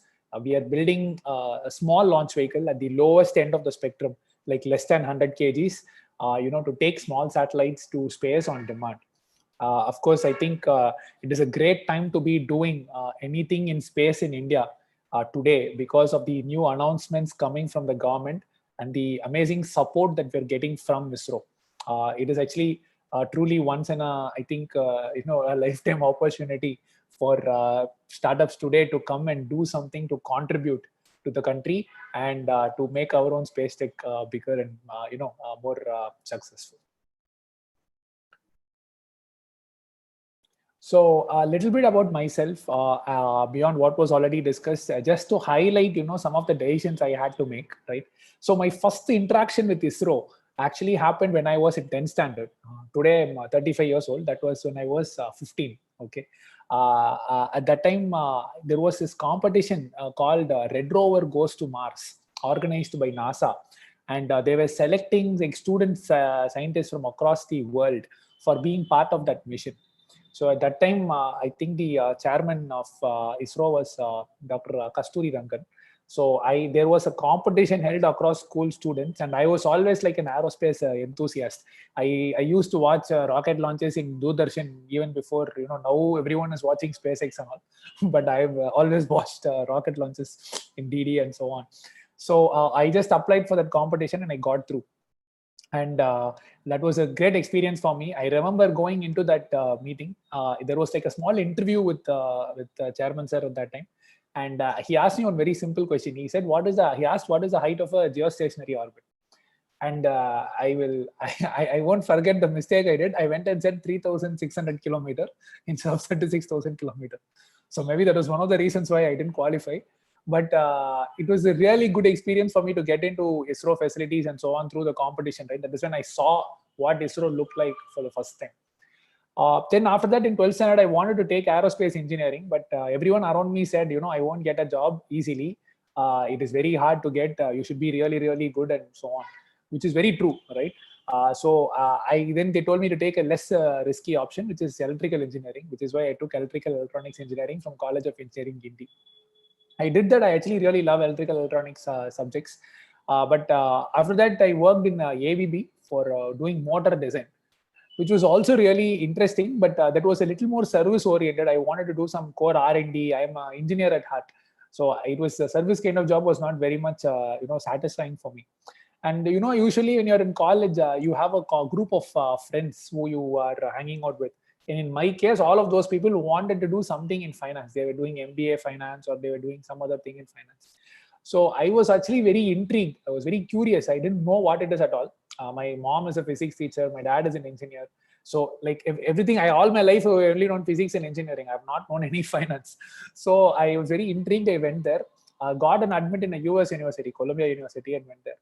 But after 3-4 years of working there, I quickly realized that my heart is actually only in aerospace. I just could not get over it, right? I was still watching launches, still following the industry. So I just said, what? I'll just go ahead. It's okay. I did one or two, maybe not optimal decisions, but still fine. I can always correct my course and go back to aerospace engineering. So I did my aerospace engineering in University of Illinois at Urbana-Champaign, which was around the same time when. SpaceX, I was in the US, so a lot of noise was getting created about SpaceX doing launches, reusability, all that. It was back in 2015. So naturally in me also, because I've always been following ISRO launches and so on, I wanted to try something out in the space tech industry as well. So that is where it started. And then I used to visit a lot of universities in the US, and I used to ask, there used to be all these small satellites, like, this big 1U, 2U, 12U and all. And whenever I ask them why they are not launching, they'll say, they are not getting the right spot in the rocket and so on. Which is when that first idea came. Maybe because satellites are shrinking, rockets also should shrink. That is how the simple idea came. But I've always been a believer in, going to space, doing stuff from space. I grew up reading science fiction. So all of those things also helped me a lot. Then I reached out to a lot of professors in India. Many professors across all IITs actually, whoever had good aerospace engineering projects that they're working on. And obviously no one took me seriously, I think, because my background was very confusing at that time, right? Some electrical, some finance, and some aerospace. But one professor was actually willing to listen to me, and that happens to be Professor Satya Chakravarti. So me and my other co-founder, his name is Moin. We both actually spoke to him a couple of times. He was actually very interested in this because I think he was teaching courses and talking about how we could innovate from the technology already built and make even more fresher and newer rockets. So that is why I think he got interested in what I was telling him, and that is how my journey started and came into Agnikul itself. Once professor was showing a little bit of interest, I quit my job and came back here, and then we started Agnikul as a company. In between, in Los Angeles, I also spent some time in this place called Space Cooperative, a very interesting setup where they said, instead of having like a private company, you could have like a cooperative society, like how we have for textiles, today in India. Like that, why can't we build large scale space projects? So that helped me a lot with networking, actually, not directly with the technology part, but it gave me some exposure as well. So that is my story of how Agnikul came into picture. One thing I just wanted to tell the young people here who are listening or who are making some big decisions about the career and so on is, it is never too late to change, right? If you really love something, if you really want to do something, even if it is a little late, that's okay, I guess. You don't need to wait for the last minute to, or you don't need to regret that you have not done it early on. So that is the one message I just wanted to tell, because I have done it myself. Finally, when I went into aerospace, I was 30 years old. So I thought that actually things have been working out well for me with God's blessings. But I think that is an important attribute to think about. If it's never too late to start. So one line about Agnikul itself. Again, I think in the intro, Suresh spoke about it. But we are building, a very like a very small launch vehicle compared to other vehicles that are flying. It is in the lower end of the spectrum, up to 100 kg capacity to low Earth orbit and SSO. We believe it will be complementing ISRO's current vehicles at the lowest end, where very small payloads can be put in space in a dedicated manner. We are trying 2 new technologies here, again trying to complement the space tech prowess in the country. One thing is building of electric pump fed semi-cryogenic engine. So I think for this scale, this will come to be about 25 kilonewton thruster. So I think this scale, it will be a fresh thing to actually fly it in flight. So that is something that we are trying to do. We have already started realizing hardware for this and so on. Also, we are trying to keep the launch facility itself quite mobile and also customize the vehicle, right? Where we don't need to fly with the same number of engines. The first stage of the engine can have 7, 6, 5 or 4 clustered engines, depending upon the payload and the orbit itself that you want to target. So that is how we have structured the design of the vehicle. So that is what we are building here. And we really are thankful to ISRO and InSpace also now. So it's been helping us a lot. And I think only with their support, we can also get there. So as I said before, great time to be in India doing anything in space tech private. So moving on, right? So I'll tell you one bit about how I got this idea for the title, actually. Right, this is one thing my wife gave me when I moved into this house. We moved into this house like some 3 years ago, right after my wedding. At that time, she got me one poster which said this, right? If you're offered a seat on a rocket ship, don't ask what, just get on, right? This is by Sheryl Sandberg, I think, who is the CEO of Facebook. So a person who has done a lot and was very dynamic personality. And I thought, there is a deeper meaning to this, right? Obviously, it makes sense if you just look at it quickly, but there is a deeper meaning to it, which is what I think I have followed in life, and I just wanted to talk about that as well. So I think the first thing is, if you're really offered a seat in rocket ship, right, don't panic. That basically means if you're ahead, if you're confronted with a big decision, right? I think the first thing to do is to not panic. When I was a student, and even when after in my career also, I've always felt that that was one thing that quickly sometimes comes and then it clutters your thinking. You're not able to think rationally and scientifically. Instead, you start thinking emotionally and you start doing either things you like or don't like, but it is all driven by emotion. So the first thing is when something big is there in front of you, don't panic. I tell that a lot. I think for young students, I think also it'll be a very important thing to keep. Next thing, yeah, as I said, just take it, right? Don't think too much because it's a really good opportunity. So that is the more important part of it. So just to be clear, right? What is this seat in a rocket ship? It is a metaphor, right? It is we are referring to something big. Obviously, it is not directly like a human mission that I'm talking about. I'm talking about an opportunity. So that is what I just wanted to clarify here to start with, right?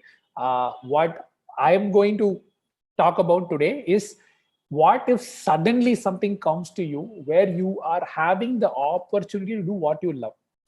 And actually it is not very easy to get that.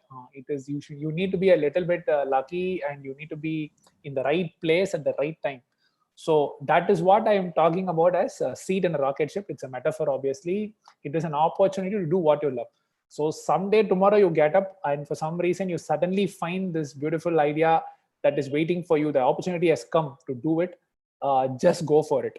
That is what I'm going to talk about in the remaining part of the presentation itself. So I think this is the next part, right?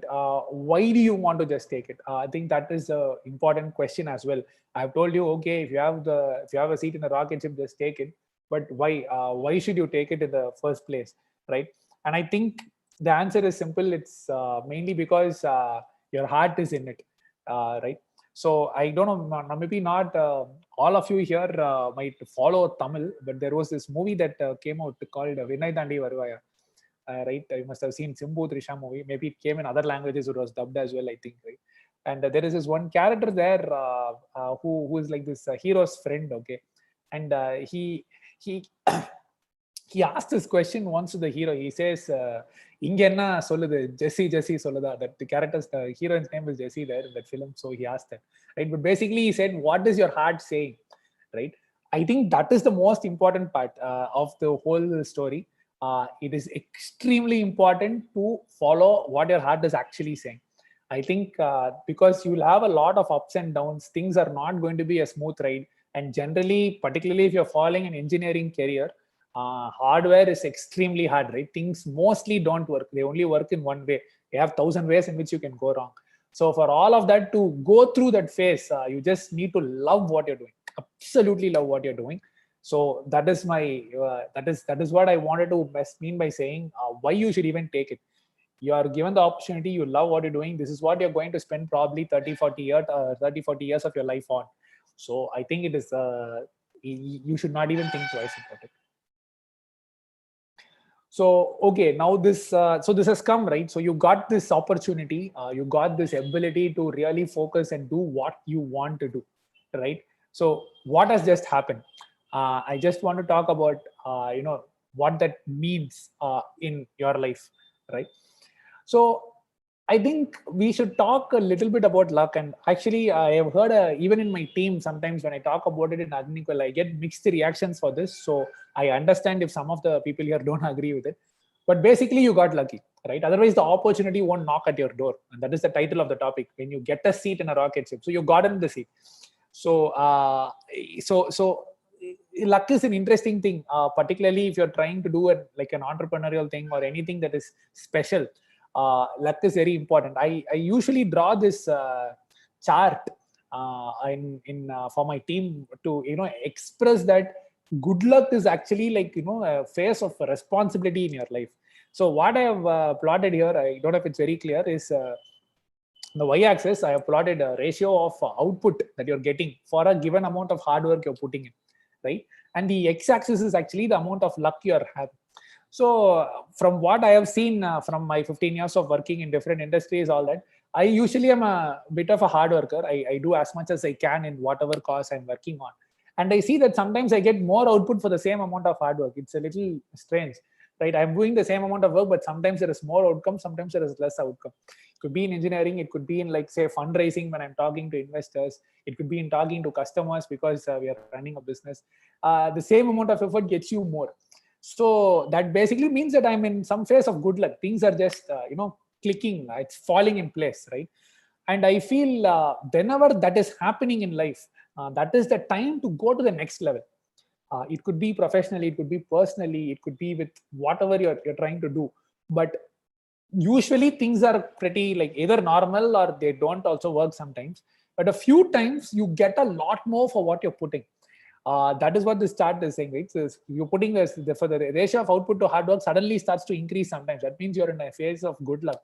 I think particularly when you're making big decisions, if you're seeing that happen, just go for it. Take as much effort as you can.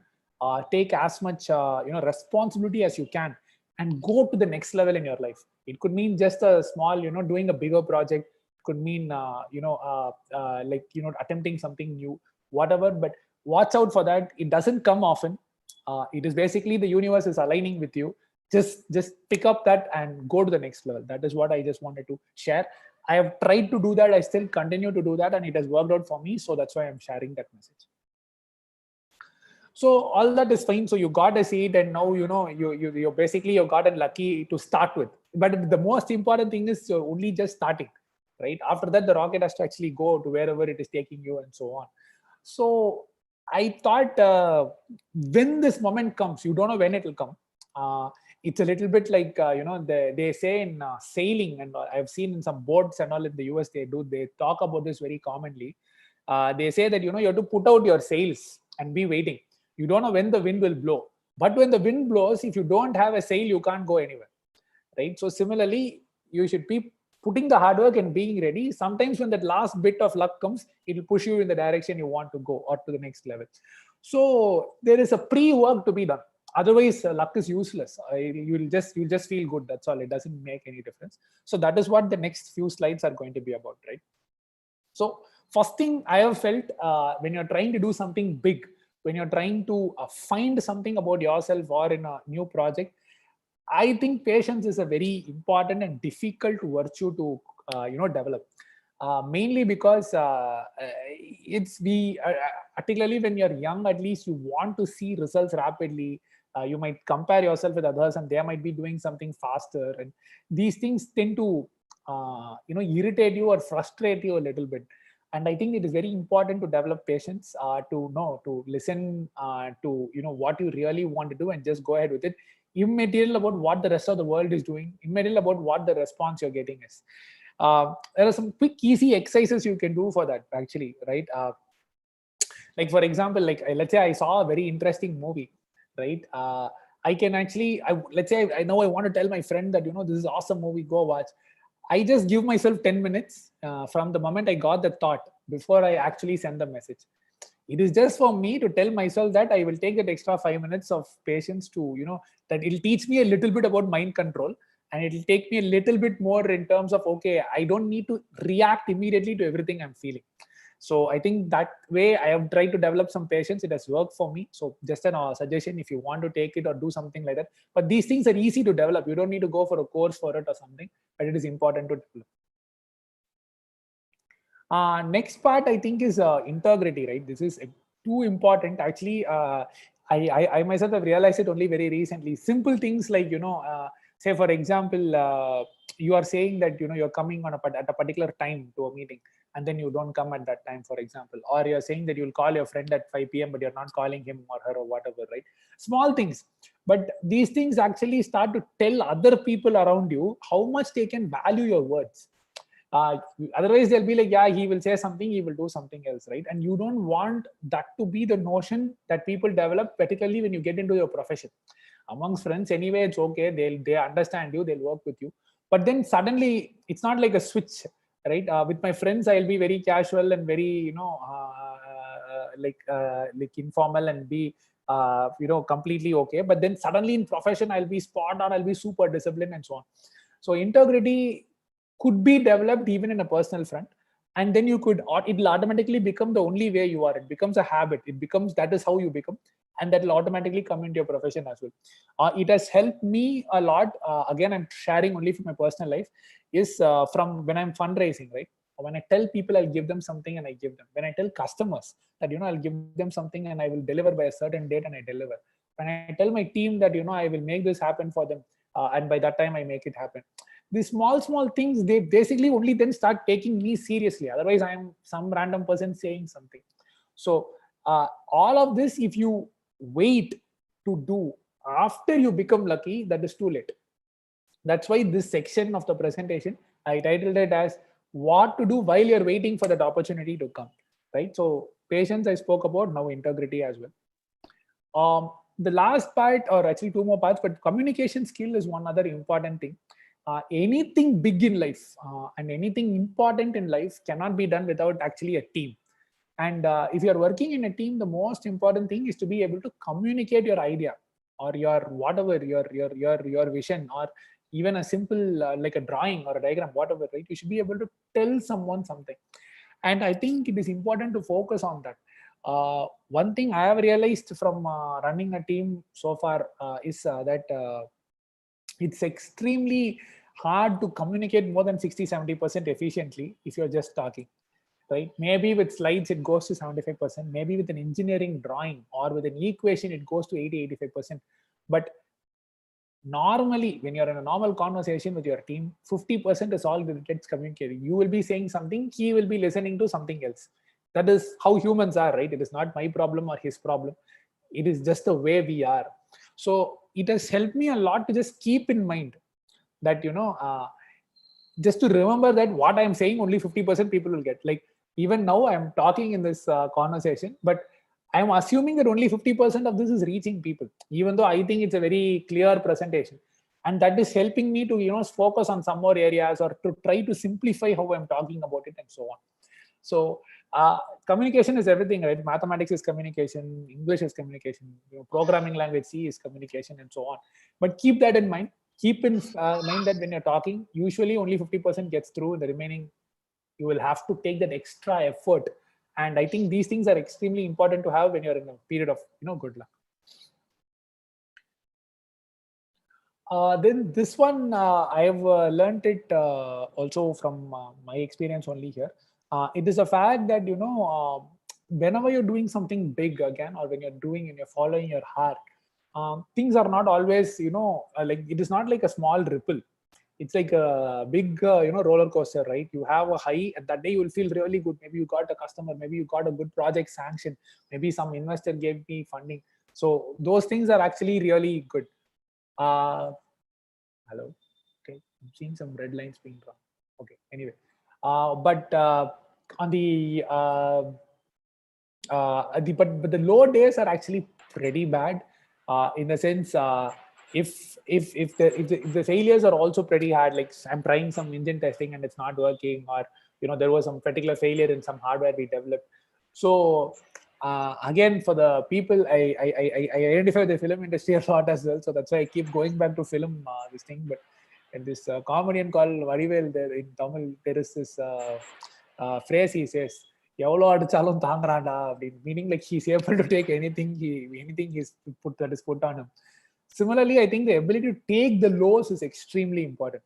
So also develop that. Small disappointments, large disappointments, you should be able to take it in your stride and just continue with it. I think that's very important to get ahead as well. Then I think it's a question of perspective, right? This is also important. This basically means, let's say you love something, right? You want to do something. This is something that you really, really like. But does that mean that you can do it as a career? Does that mean that it will actually help others? Probably not. So that is why usually they talk about these 3 circles. I actually realized this very late, and that's why at 30 only I actually switched to my career. But if you know it early, or if you're able to identify with it early, you can switch earlier as well. Basically, you should choose a career which is in the intersection of, what you love, what you're good at, and things that pay, right? Money is also important, at least to some extent. It is not everything, but it is something. So the important part is to operate in this intersection of this Venn diagram, right? If you're in any other place, then what happens is it is not optimal. You can't sustain in that. So when you are developing like a passion for something, think about in that area what are you good at and what will also pay you. Only then you'll be able to get to the next level with your idea or with your goal. So just a perspective on the goal is also important to have. And finally, this thing of ability to have fun, I again tell this to our team a lot actually. I mean, in the end, all of these things should be about having some fun, right? Otherwise, like what is the point of all of this if you're not having that little bit of pleasure in you? So do keep that in mind. Try to develop that again, even like for small things in my personal life, I try this and it helps me in my professional life as well, right? So that is the other angle that I'm trying to tell you about here. The ability to have fun is important despite the highs and lows and all the negatives and positives in life. Okay, so now I've covered 3 topics basically, right? One thing is, okay, what it does mean to get that seat, and then now that you what does it what do you have to actually do till you get that seat, right?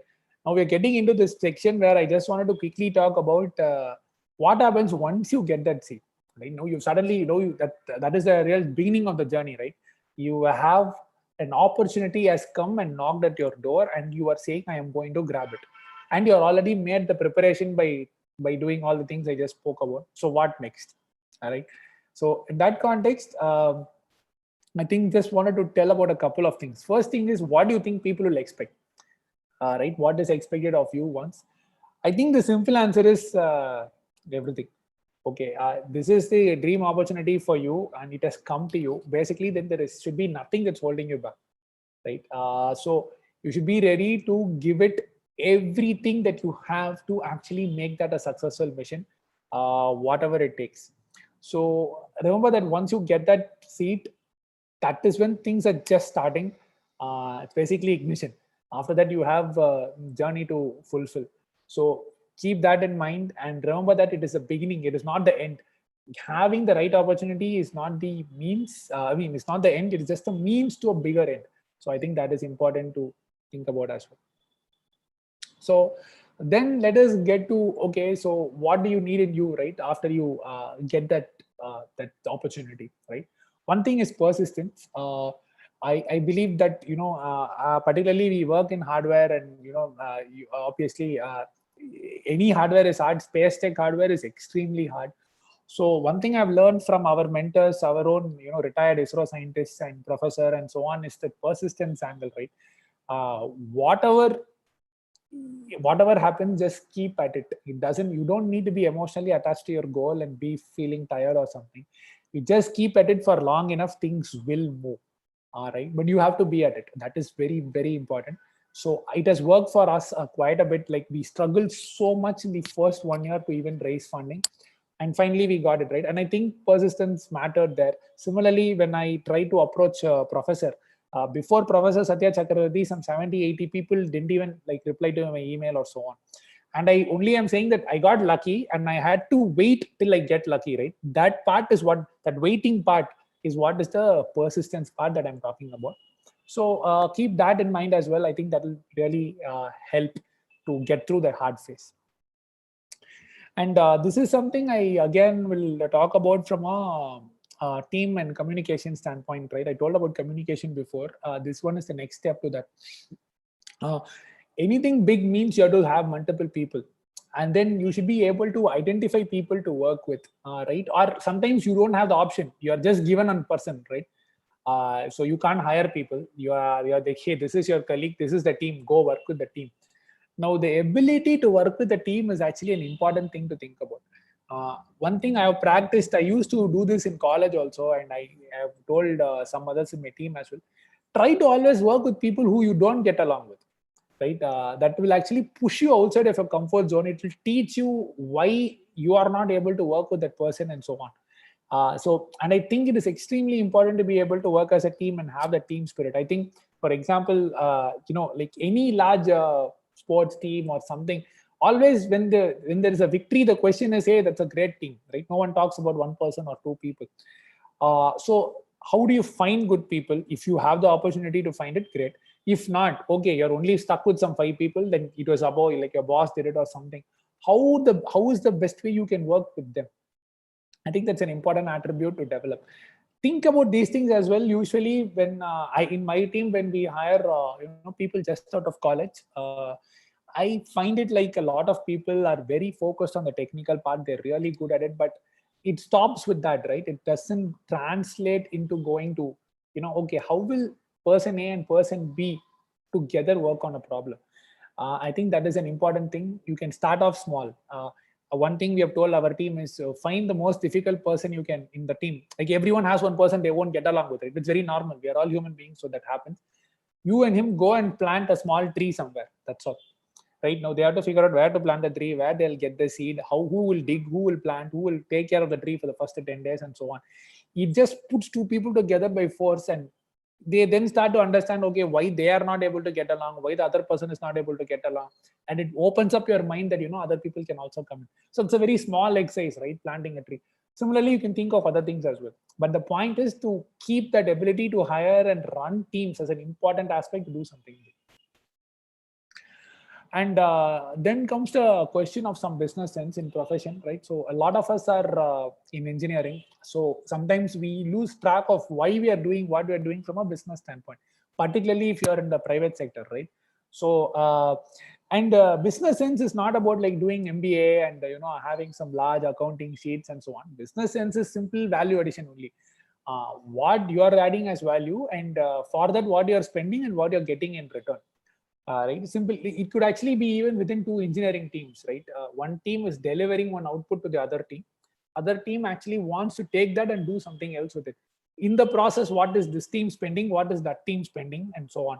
So that level of cost, value added, and then what money recovered and the profit, those things if you keep in mind, it will give you an additional sense of purpose. I feel it has given a lot of people in my team some additional sense of purpose actually. So I think that is an important attribute to develop, or at least think about. One corner of your mind, just think of the business sense. It will help you, I think, when you attempt a large project. So I think that is basically the crux of what it is, what will be expected, what you're supposed to do. Last 2-3 slides alone I had in terms of what has helped us a little bit in our own rocket building journey. Again, I know there are people here who have built rockets actually, so I'm a beginner in that sense. But just a few more like tips and tricks that mentally teach you to be on top of your game when you're really confronted with a problem, right? So that is what I wanted to just share about in a couple of slides. So when confronted with any complex problem, it could be engineering, it could be a decision you're making about a career, or it could be about a particular, but specific engineering problem that you're working on. 3 things we tell in our team. Again, this is from learning, so you can apply it if you think it makes sense to you. First thing is to find an analogy, right, that appeals to you and your team. Usually, what I have realized from my experience is the problem is something and we are looking at something else. For a long time, you don't even understand what is the problem, why it is complex. You just think it is complex and you go ahead. So that is why finding an analogy helps, right? Like for example, in Agnikul, I can tell you an example of what happened. I used to go to investors to raise money from them, right? They are based out of India, we are raising money, but they are not in the engineering sector at all, right? So how do I explain what I'm doing? How do I communicate with them? Because if I go to a non-space tech person and tell them I'm building a rocket, they'll mostly laugh at me only actually, because it is so hard to do, right? So what I figured I will tell them is, hey, you see, a PSLV is flying, it's a very successful rocket and so on. That is like in the scale of things, it is like a truck that is going from point A to point B. We are building a much smaller version of it for a dedicated thing where you don't need to do ride share. So it is a little bit like a share auto, right? I've actually used this analogy with investors, and then I see that their eyes start to open up, and it suddenly becomes like, oh, okay, I think I understand what you're doing, kind of a feeling comes. So that is what we apply with other problems in the team as well. If one problem is too complex, find an analogy, and then from that analogy you will be able to find something more embedded in the current problem. Then you can go to the next step. So that is something I found. Always try to find analogy. That is one thing I wanted to share. Next thing is on the problem statement itself, right? Again, so one thing that has worked for us is restate the problem completely. This is just to make sure that you understand the problem. The same problem statement only, but you can say it in one way, someone else can say it in some other way, someone else can say it in some other way, and just keep doing this more and more. You will be able to appreciate the problem a little more, right? Like one example that has worked for us is, so usually we hire a lot of aerospace engineers, and for them rocket, they study about rocket. So it's very easy for them to understand if I tell them about something. But now if I hire, say, like electrical person or electronics person, for example, right? Always there is one wall or one distance between a rocket and some people who are just out of college and into electronics. The reason I have felt is because they have not studied rockets formally, and so it is always foreign to them. So then we figured out that for them, we can communicate it like, it is, think of it like a iPhone or a Android phone that will fly, right? It has sensors. It also has like a computer. It also has like an IMU. It also has a way for you to interact and for it to give you a response. All of it is the same, except that with an engine, it will actually take itself to space. So it is a very, in some sense, a very naive and a very basic analogy, but actually it helped a lot of people in the team. So this is what I meant by restating the problem. So it helps you when you're stuck with the problem for too long. And lastly, I think this other notion is there when people generally tell us, that is very hard, that is very hard.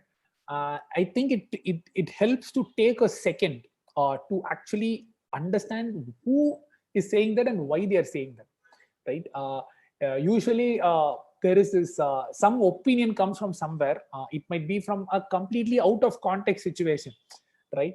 And then you assume that is still true and you go ahead with it, right? Like one example that came is, we were in Agnikul itself, we were thinking about selecting processors for rockets that you're building. And then we figured that, a lot of work is to be done, a lot of JNC computation has to be done, a lot of algorithms have to be run, and so on. And then someone came up with this thing, right, where, once upon a time, like this image is, I think, of the program that was the left-hand side image. So this program of what was written to take man to the moon in that Apollo mission. And now all of that can be put in one small, SD card, right? Technology has grown so much. So again, now you can't go ahead and say processor is a problem for a rocket. There's so many processors that can do the job. So the complexity, if you state it in the right context, if someone tells you this is hard, but then if you look at it in perspective, I think that will also open up a few things. So some things, as I tell my team, so I thought that I would share it with some of the young people here. They might also understand what this means and the advantages from that. So I think that is basically it. So finally, if you're offered the opportunity, if you're offered the right thing to get into, my recommendation is just take it. It is not going to be an easy ride, so brace for impact. But more importantly, along the process, somehow identify with the core question you're answering and have fun. I think that will help you go through the journey itself. So that is basically what I wanted to share. I hope that was helpful. I hope I contributed in some way to at least the young people who are listening and to people who are facing big decisions in life. Thank you again. Thank you very much for the opportunity. It's definitely an honor for me to be here and talking about this to such a privileged community. Thank you very much. Thank you, sir. That was an enthralling talk for us, and we are privileged to have you with us today. To sail further, now we have an interesting and informative talk by Professor Thanigarasu, Head of the Department, Anna University. For this, I request Sri Gokul, Joint Secretary, to introduce our speaker to the gathering. It's very immense pleasure to see all of you here. I think HEMSI, the SHAR Chennai chapter, is organizing the first webinar. And already I think our Srinath has spoken well about this Agnikul. Maybe I think he has not narrated about what exactly inside the Agnikul of rocket, but he said about the very important positive notation, motivational, and etc. Thank you, Srinath, for joining here, and you have given a wonderful session. We have another important speaker of the day. It's nothing but Dr. Thanigarasu, who is an HOD, Head of Department of Department of Aerospace Engineering. MIT, Anna University, Chennai. He is completed his BSc Physics at Madras University. Then he has graduated BTech Aeronautical Engineering at MIT, Anna University. And also he completed MTech in Internal Combustion Engineering at IIT, Chennai. And he completed his PhD in high-speed jet control from MIT, Anna University in 2005 to 2009. He worked as an engineer for DRDO and as an assistant system engineer, TCS GE Bangalore. He has several patents assigned to him and contributed numerous journals and books. He is also a peer reviewer for reputed journal, and he is a recipient of Rajiv Gandhi Endorsement Award for consecutive 2 years and a Six Sigma Green Belt Award. He is an expert in the field of computational e-transfer, aerospace propulsion system, air breathing propulsion system, hypersonic, and rocket propulsion. He is also a coordinator in the Youth Red Cross at Anna University, Chennai from September 2019. We are so proud that he is an HOD of Department of Aerospace Engineering. There are very notable alumni has been delivered by the MIT Anna University, who is none other than our People's President, Dr. Abdul Kalam sir, is graduated from MIT. And another important personality is our own ISRO chairman, Dr. Shivan sir. Educations from MIT. So proud, I think so many the aerospace engineering is being developed across the world from MIT. Thank you so much, sir, for joining here. Definitely, I think your topic is very important. That's what our Vice Chairman of Satyanarayana sir has quoted. The jet sound reduction is very important in all the sector.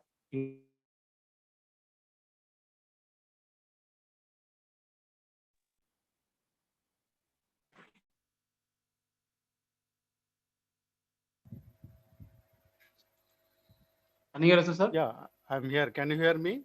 Yes, sir. Yes, sir. Yes, sir. Thank you. 1 minute. I'm sharing the slide.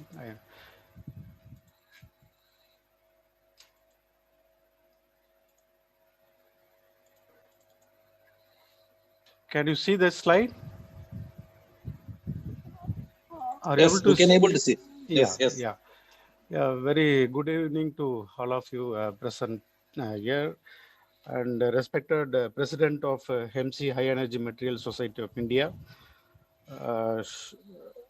Dr. V. Rangarajan, and Vice President Dr. Kanagarajan, and my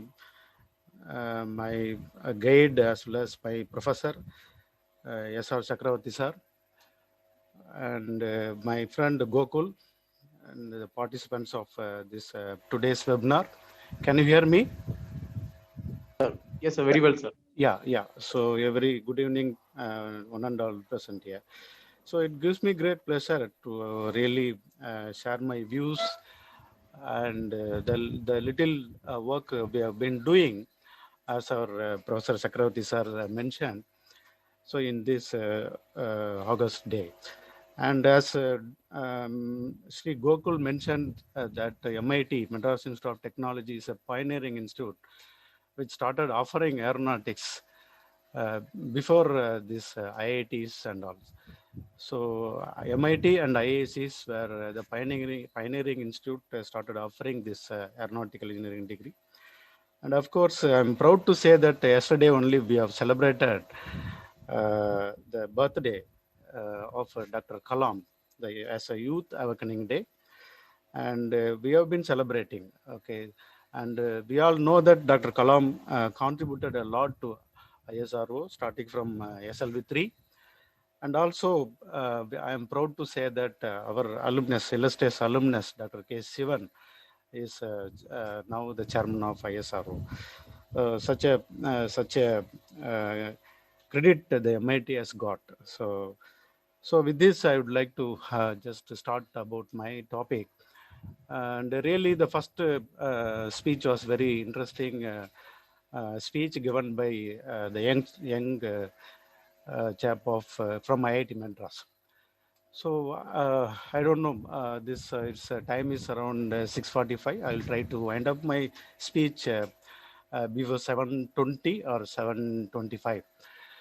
Okay, as I already mentioned that I am going to give a talk on jet noise reduction techniques we have been working on.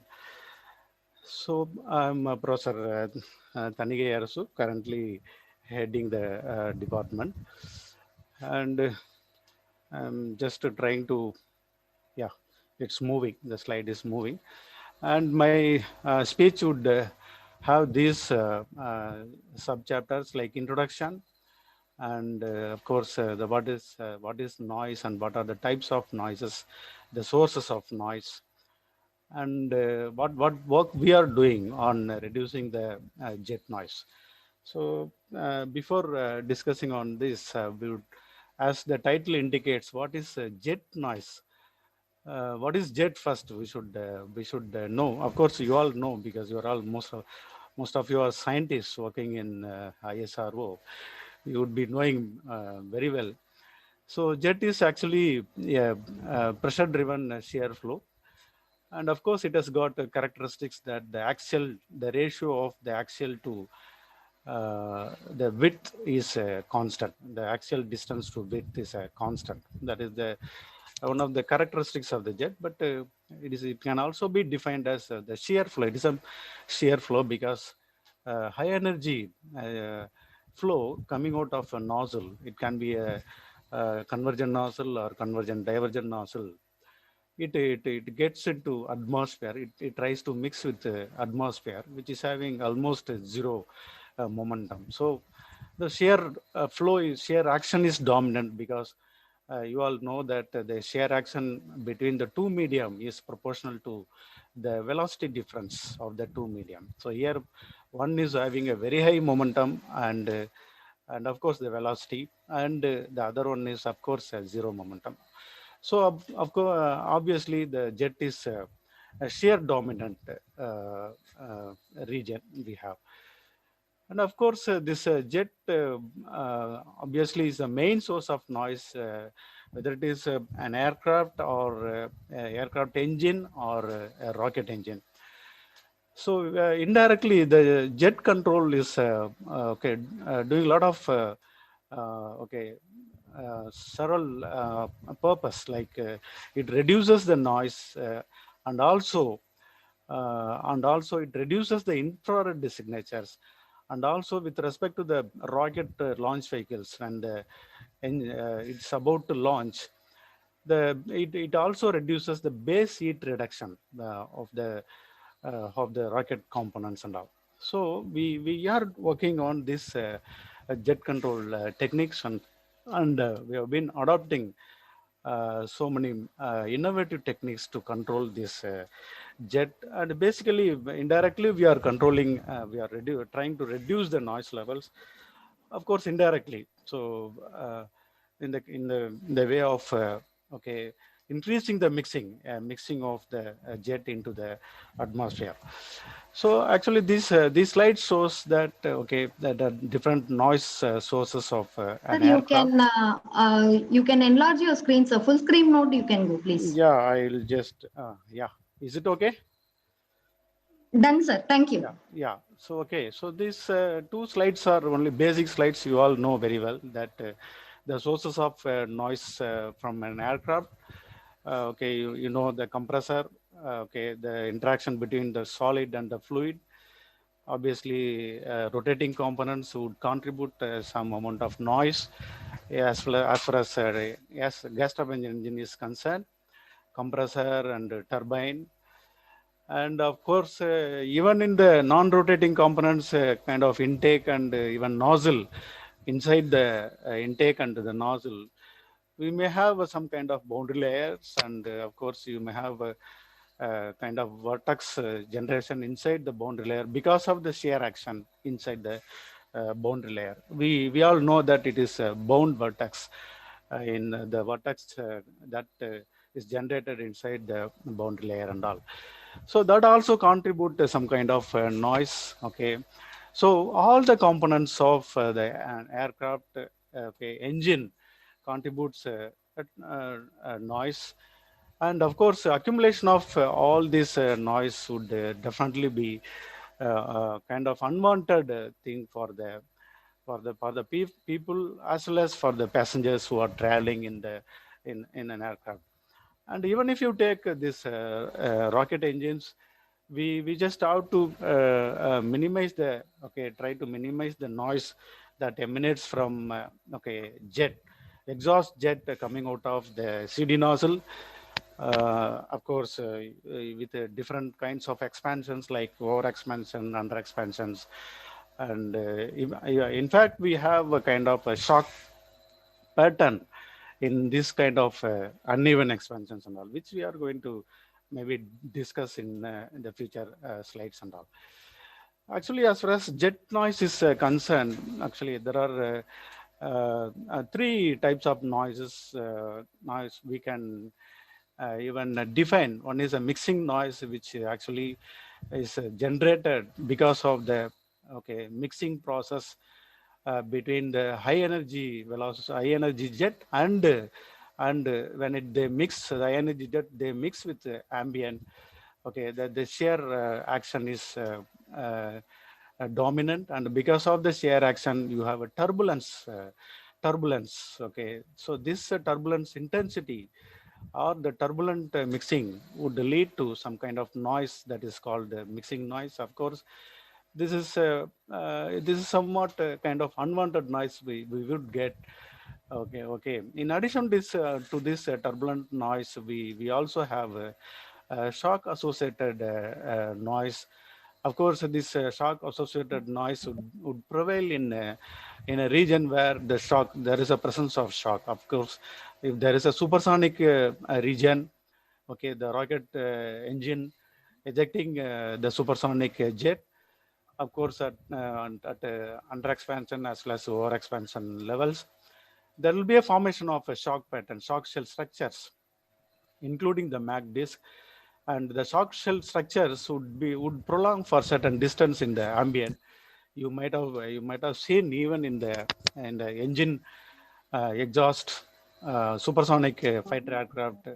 If it travels, you can see the shock pattern, shock shell pattern, when the engine is operating at under expansion as well as over expansion levels. And even in the rocket engine, I think you can see that shock pattern and all. So this shock pattern, obviously, since it is available or it is existent, it is prevailing in the jet, which is interacting with the atmosphere.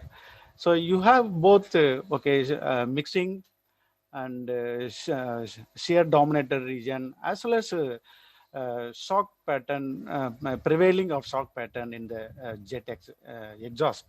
So these two things would contribute, the presence of the turbulence and the presence of the shock. The turbulence region would start emitting sound waves. Of course, the sound waves would try to traverse through the shock, and that would try to increase the the frequency level and all. So this would form a kind of shock noise called shock associated noise, and of course we call it as a screech noise, screech discrete noise. We call it as a screeched noise.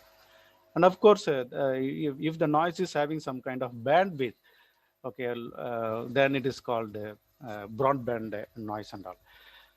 So we actually have some kind of indirect techniques to control these noise levels, both the mixing noise as well as the shock associated noise and all.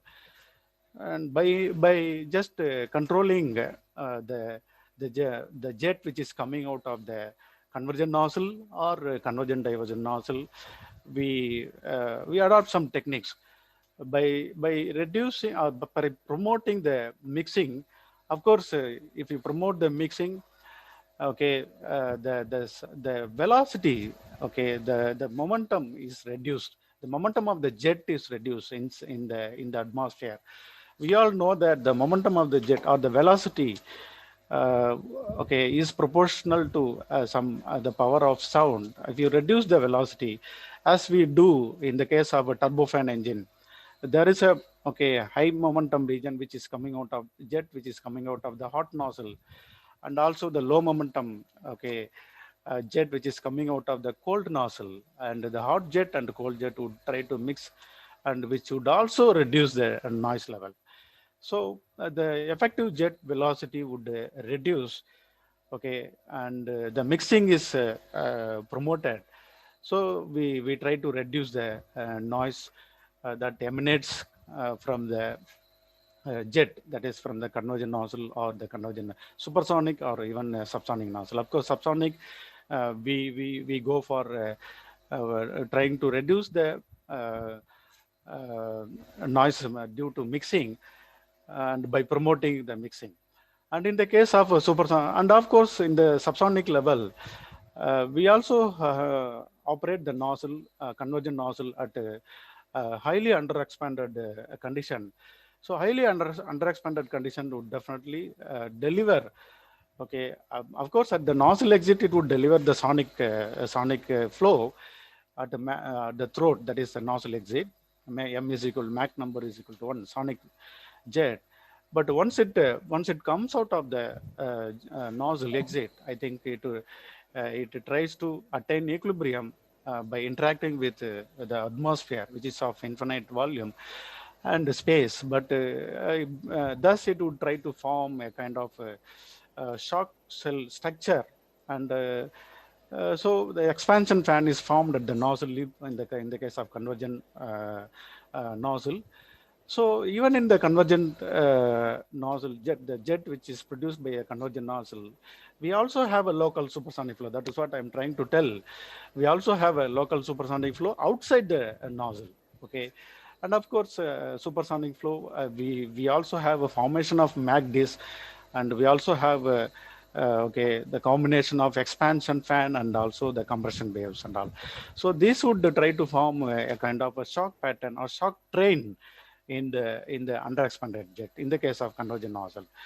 And of course, no doubt in the convergent divergent nozzle, it would deliver always the supersonic flow. And even in the underexpanded as well as overexpanded region, we have a kind of a shock pattern and all. We are trying to now reduce the noise, mixing noise, as well as the noise associated with the presence of shock, as well as the turbulent interaction with the shock.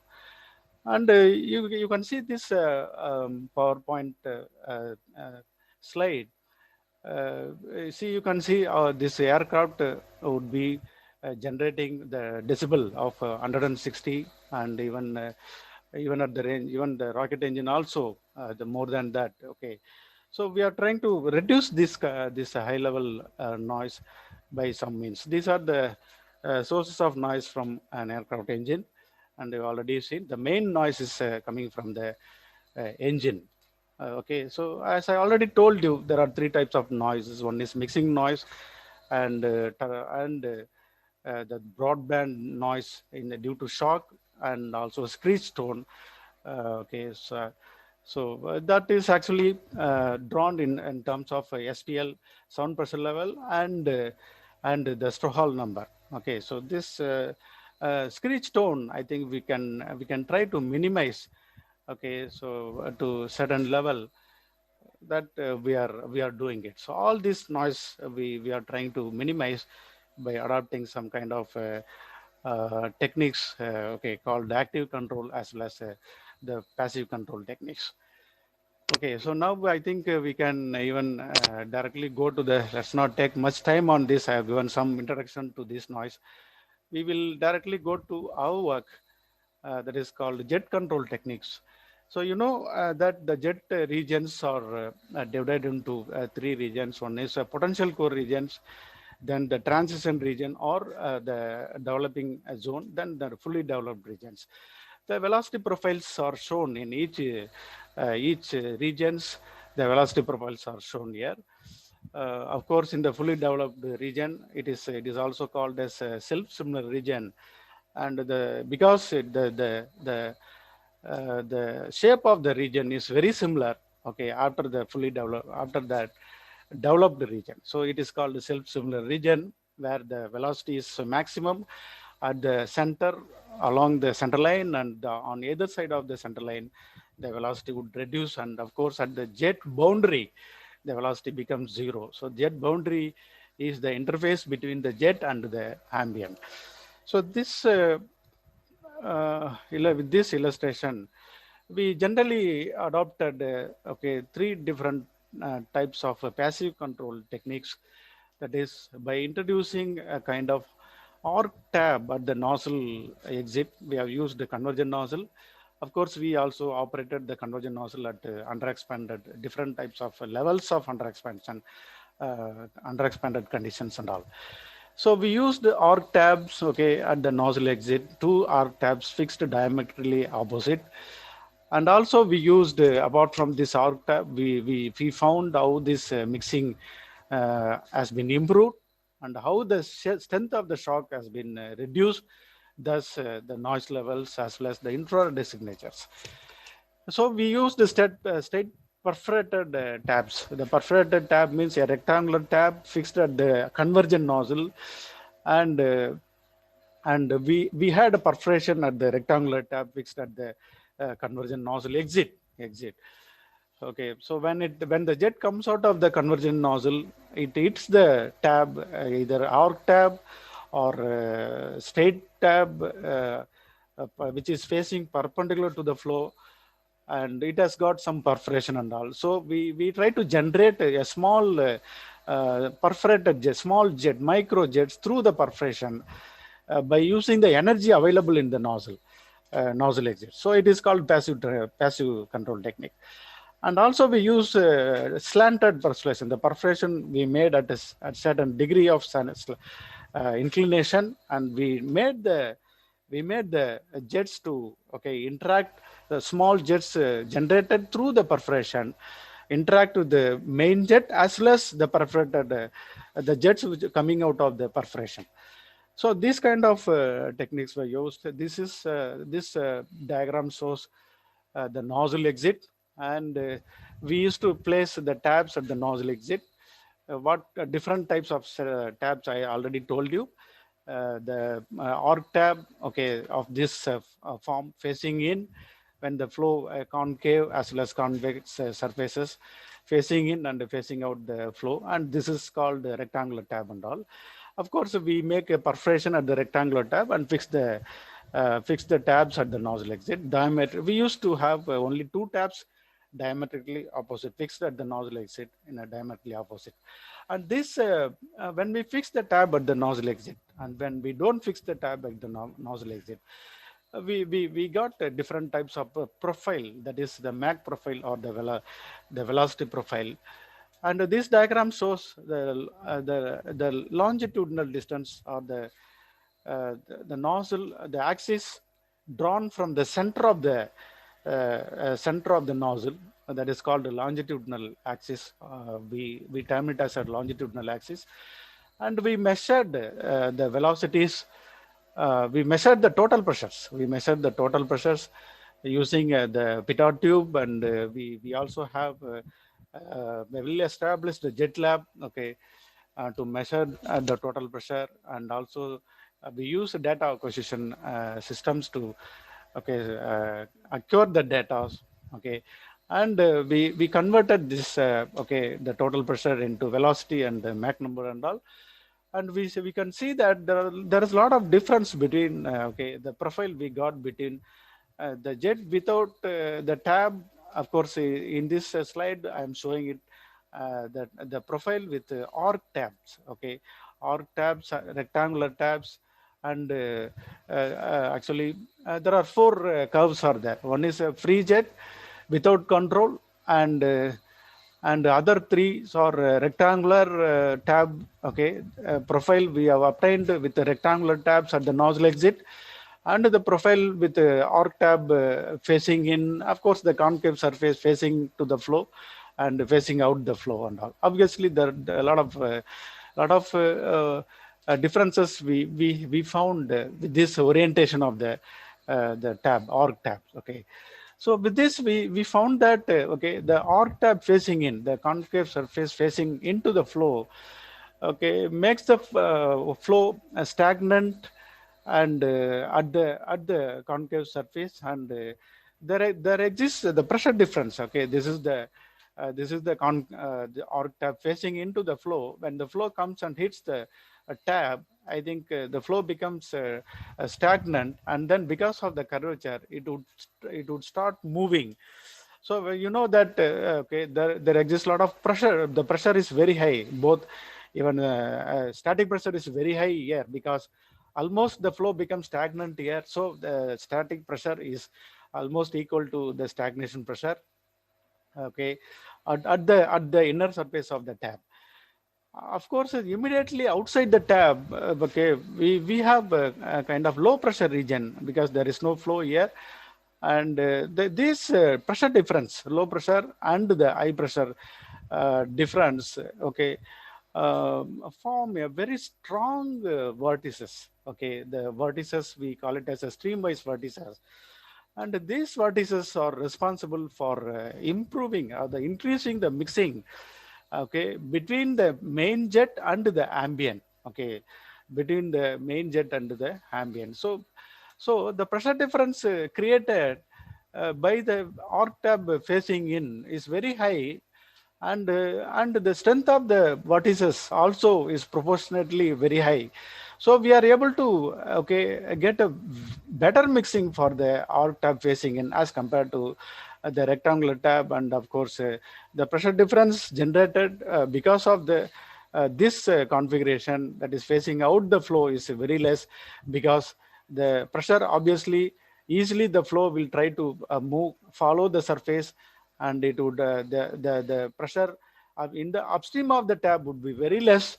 Okay, and the pressure, and thus the pressure difference between the upstream and the downstream of the tab would be less as compared to this arc tab facing into the flow. So these orientations are obviously contributing a lot to the enhancement, and of course we also got these results. And this as I already told you, these plots are for underexpanded conditions at the level of NPR 2, 3, and 5. NPR 5 is highly underexpanded condition. We just measured the total pressure along the center line, and this is up to at NPR first diagram at NPR 2. And of course, NPR 2 is 1.8 to the pressure ratio. It is almost equal to the correctly expanded, nearly equal to the correctly expanded condition. So we are not able to find the shock. Of course, we are not able to capture the shock, we can say, because the shocks, the presence of shock or even the shock strength would be very less and equal to Mach wave. So we get a smooth curves for the NPR2 case as compared to the cases NPR3 as well as NPR5 and all. You can see a lot of fluctuations you can see in the case of NPR3, and slightly greater than NPR2.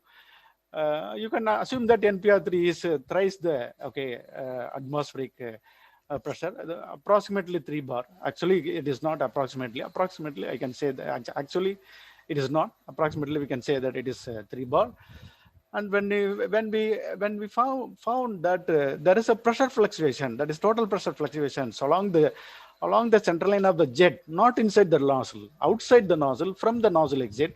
0 is representing the nozzle exit, and as you go away from the nozzle exit, we see that a lot of fluctuation is there in the total pressure. That means there is a presence of shock shells, because the fluctuation is not only at one place. The fluctuation is moving up to certain distance and then it disappears. So you know that the potential core region in the supersonic flow is differently defined as compared to the subsonic flow. The subsonic flow, as you can see for the NPR2 level, the subsonic flow, the core region is very smooth. That means the state region is called the core region. That means the velocity is almost constant. Okay, of course, for here you can see that for the uncontrolled jet, the velocity, the core region extends up to 6 times the diameter of the nozzle. And in the case of the supersonic flow, the potential core region is defined in different way.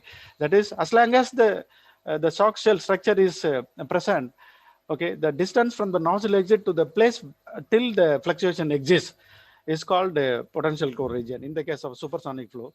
Of course, I already told that in the convergent nozzle, it doesn't deliver supersonic flow. A lot of confusion would arise. Convergent nozzle would deliver subsonic flow and sonic flow. And when you increase the pressure to NPR level beyond the sonic level, of course, the condition would be sonic at the throat or the exit.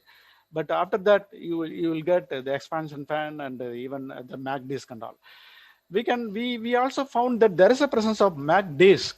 Okay, as we could see, as we increase the NPR level, there is a formation of Mac disk outside the nozzle exit. Of course, very close to the nozzle exit, approximately at 1 times the diameter. Here you can see.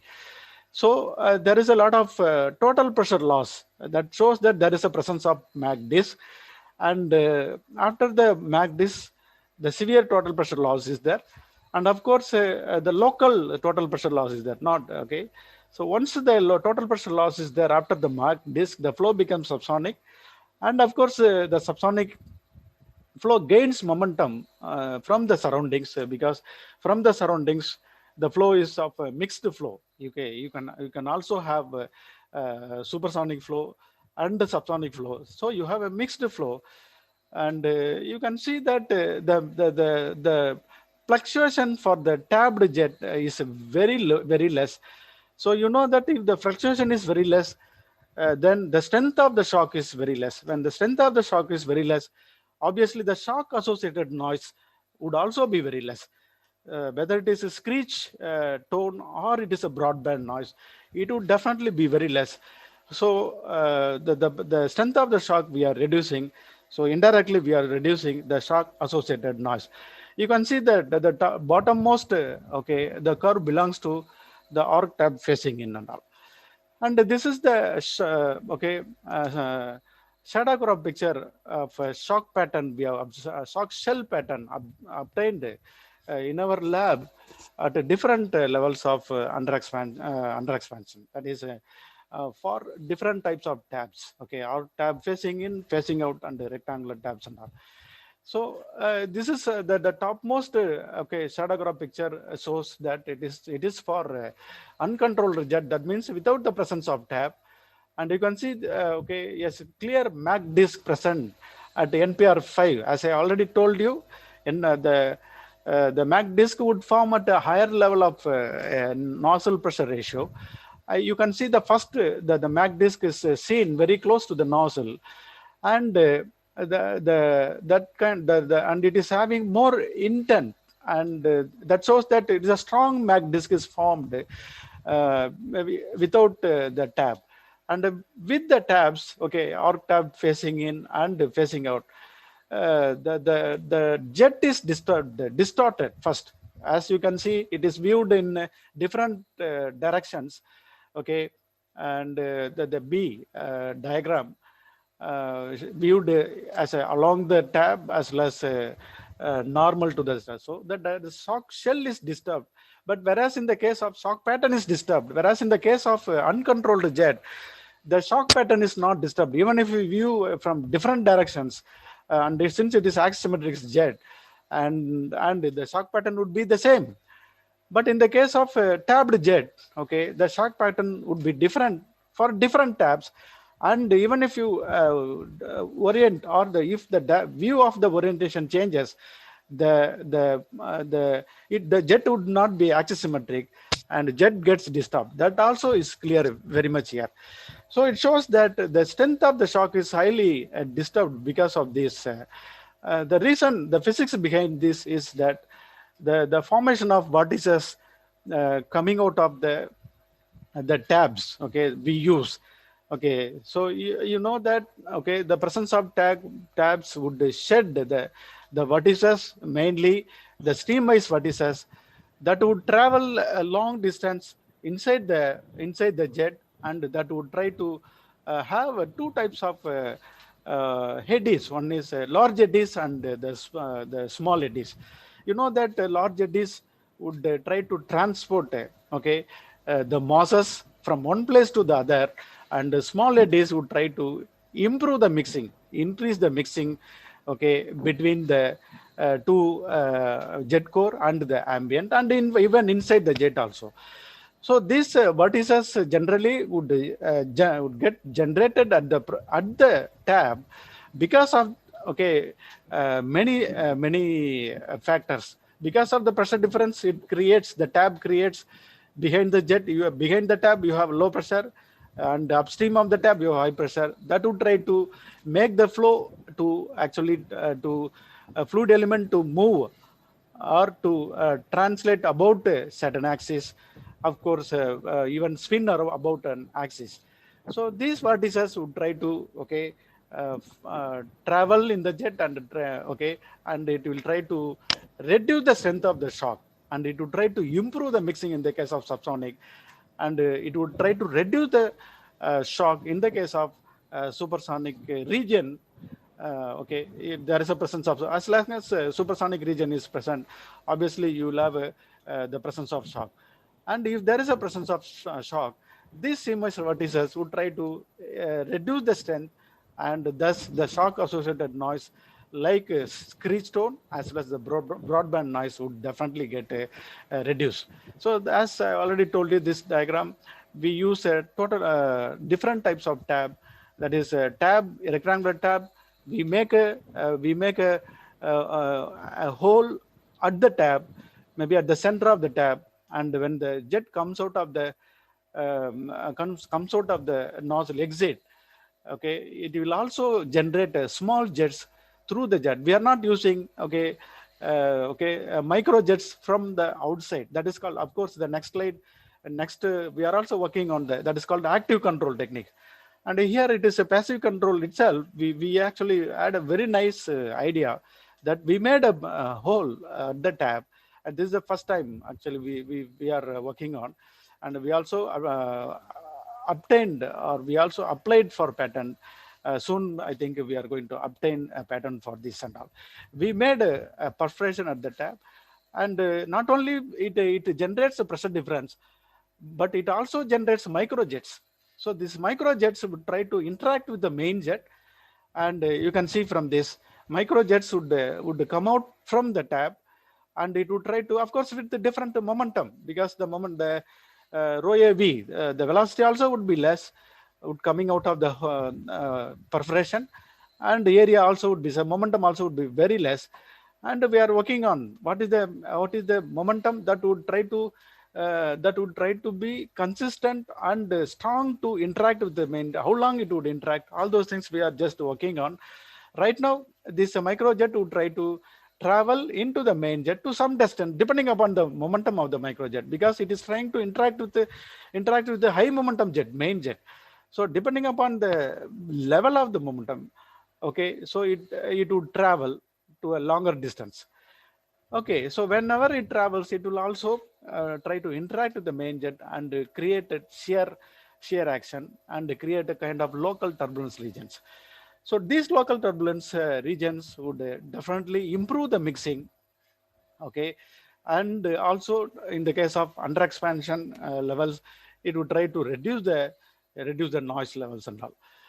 Okay, so this is a similar kind of this one. We used the perforation, and we also saw that there is a reduction in core region, because that means reduction in core region. Blue curve means there is a presence of vortices that tries to, okay, promote mixing, and because there is a enhanced mixing, the potential core is reduced here. As you can see, the red curve is for free jet, and the blue curve is for the controlled jet and all. So we have got a significant reduction in the core potential core, and also the decay rate or entrainment rate also is reduced, because not only it creates vortices, but also it creates microjets, but also it creates actually microjets and all. So with this, I think we found that the jet with the micro the tab with the perforated condition is very much effective. Okay, that is what the conclusion we got it. And with that, we also found that, okay, This is the profile, profile, radial profiles and all. Of course, radial profiles are definitely different. That you can even get it from the center line also.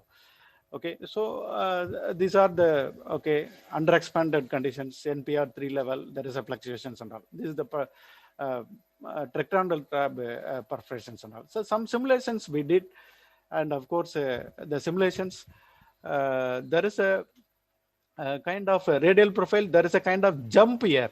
So the jump. This is the main jet, and the jump indicates it is actually for the perforated jet. Okay, there is a presence of perforation here and all. So that shows that the jet gets disturbed, and it also actually improves the mixing and all. So this slide indicates the slanted perforation. We are not now, earlier case we had a straight perforation. The jet microjets formed through the straight perforation would of course travel certain distance, and because it is not able to compete with high energy main jet, it would try to dissipate very quickly. And so what we did is that we wanted to create a local intense turbulence by making the jet microjet inclined. So by having inclined perforation, and so the two microjets would try to interact locally, so that the turbulence, we can also have intense turbulence when they try to intersect. The two jets try to intersect. This is the concept we had, and we have got a very nice results, especially for this center line and all. Very nice results. And we actually one point I would like to tell here is that we actually in this curve, in this plot we have three curves. One is for uncontrolled, and other is for solid tab, and other is for solid with the slanted perforation. So solid tab, actually there is some kind of disadvantage in the solid tab, because the solid tab obstruct the flow completely with this region, with the surface area. But so the pressure loss is also very high, which will lead to very high severe thrust loss. So solid tab has got this kind of disadvantage. So so the perforation and slanted perforation, we used to reduce the thrust loss by having a perforation. The solid area is reduced by making, since we make perforation on the tab itself. So but you can see here a very important point you can see here is that it is almost equal to the solid tab. So that means we are not getting the thrust loss as equal to the solid tab, but we are getting the advantage similar to the solid tab. So this is the important observation we made. And of course it is consistent almost all the NPR levels. And these are the some simulations we did actually, myself and my students. They see how the jet gets distorted because of the presence of the tabs. You can see here free jet, and here you can see at one particular cross section, slant solid tab, and you see 10-degree slanted perforation and all. We have changed the degree of slanted inclination of the perforation, and you can see a lot of differences. The jet evolution is different, completely it is different, because of the shear action, and also the vertices it generates. It is actually at a different X by D locations along the axial distance and all. We also work on this active control techniques, and of course we use air tab. Actually it is similar to this perforated tab. We use microjets. We generate microjets from the available jet, but here we use microjet externally and inject it into the main jet. So when we inject the microjet externally into the main jet, you can see a lot of changes that's happening here. So the injection of the Mach number, the jet which is injected, secondary jet which is injected, is of at different Mach numbers. So the interaction, it is penetrating into the main jet. The microjet is penetrating into the main jet, and how it penetrates, how long it penetrates, you will have a kind of turbulence regions because of the interactions. And also not only shear action it would generate, it would also act as a fluid tab. Okay, it will not, because the momentum of the since we are using very high velocity jet, we are purposely making it to travel at the longer distance into the main jet. So not only it generates a shear action, but also it acts as a solid, it acts as a fluidic tap. Okay, so it also generates vortices as well as the shear action. So multiple way we are just improving the mixing. So you can see this the split because of the air tap, slit contour we can see because of the air tap and all. Okay, so these are the techniques we use for actually improving the mixing as well as reducing the noise levels indirectly. Of course, we are planning to establish one lab for directly measuring the noise level, so that by setting up anechoic chamber and all, we have been trying, and we are also getting some kind of advice from our friend Professor Chakravarti sir, and we are trying to establish some facility here to measure the sound pressure level directly. Anechoic chamber we are going to also we are trying to set up. And this active control and passive control techniques we have been doing, and a lot of publications we made, and myself, and even I am also closely working with Professor Radhakrishnan, who is from IIT Kanpur, professor, who is doing a lot of work on this jet control. And I'm also working with my PhD scholars and all. Other techniques also we have been working on.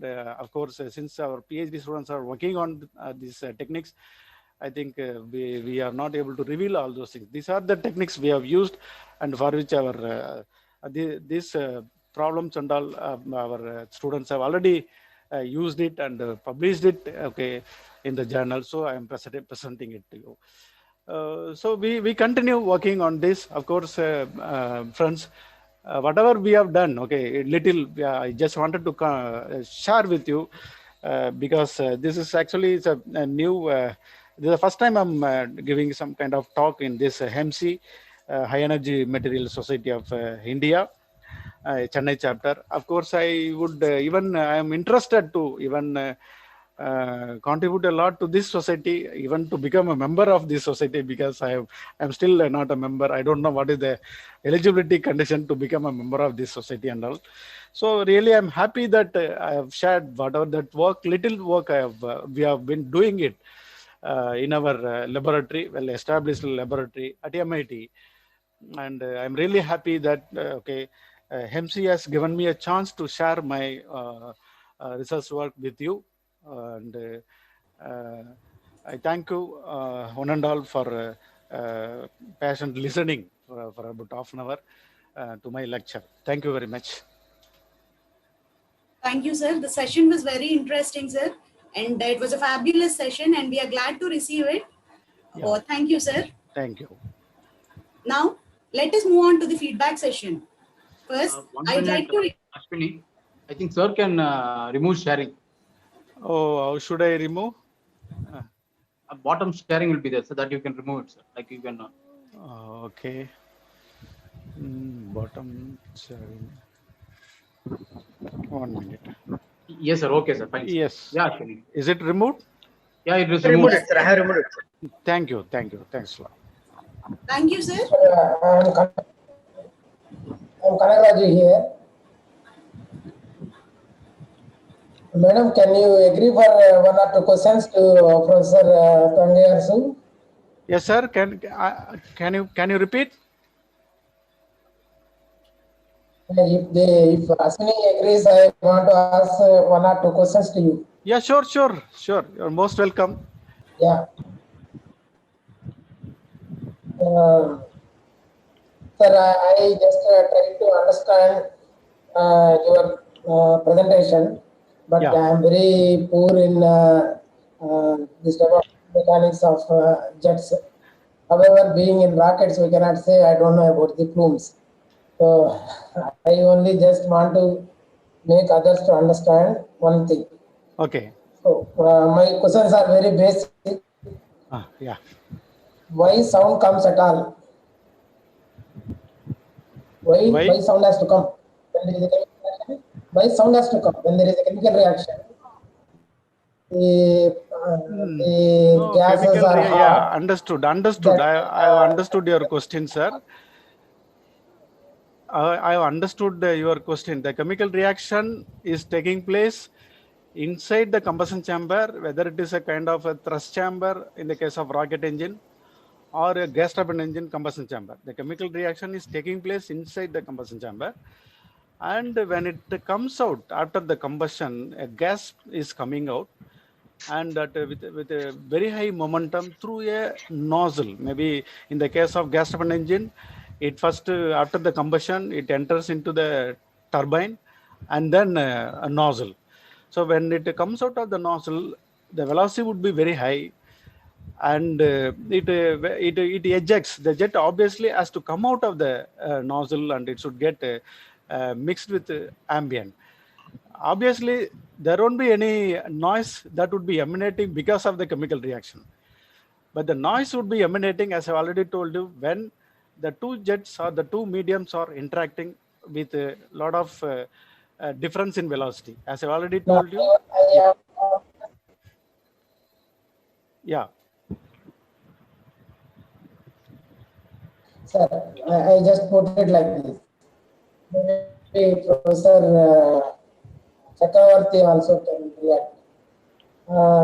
A particle traveling in vacuum or not necessarily vacuum, even in atmosphere, say one molecule or one eddy,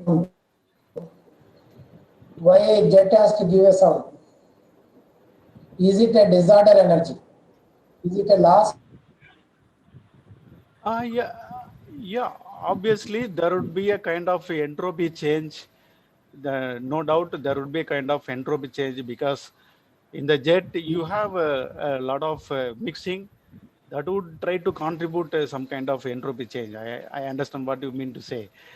And also in the case of the presence of shock, across the shock there is a kind of entropy change and all. Okay, because the pressure level is different, pressure difference is different.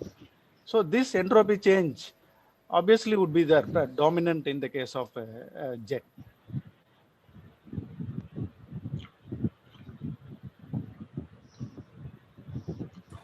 Ashwini, you can continue, Ashwini.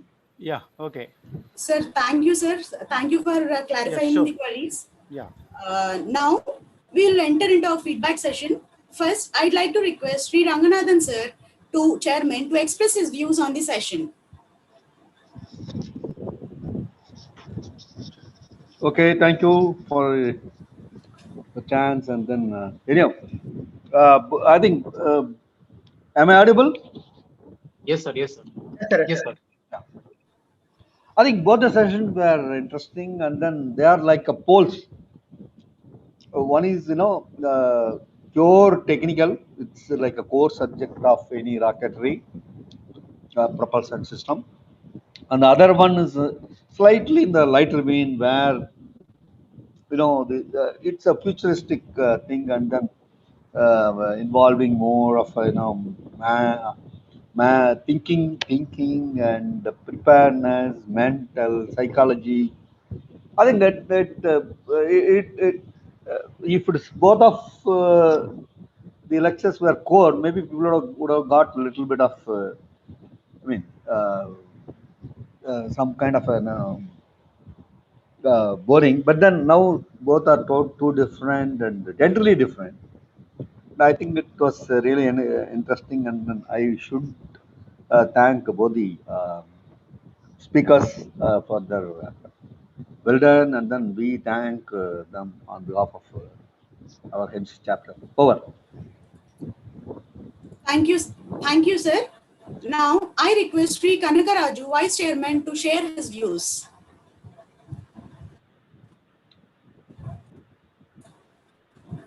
We once again request Kanakaraju. Both the lectures, as I am, we only designed the webinar with this, so that we can attract many serious people who are working for rocketry, and at the same time we want to attract some students to come into the rocket. Maybe Srinath has done his job very well. Similarly, Professor Tangi also has done his job very well.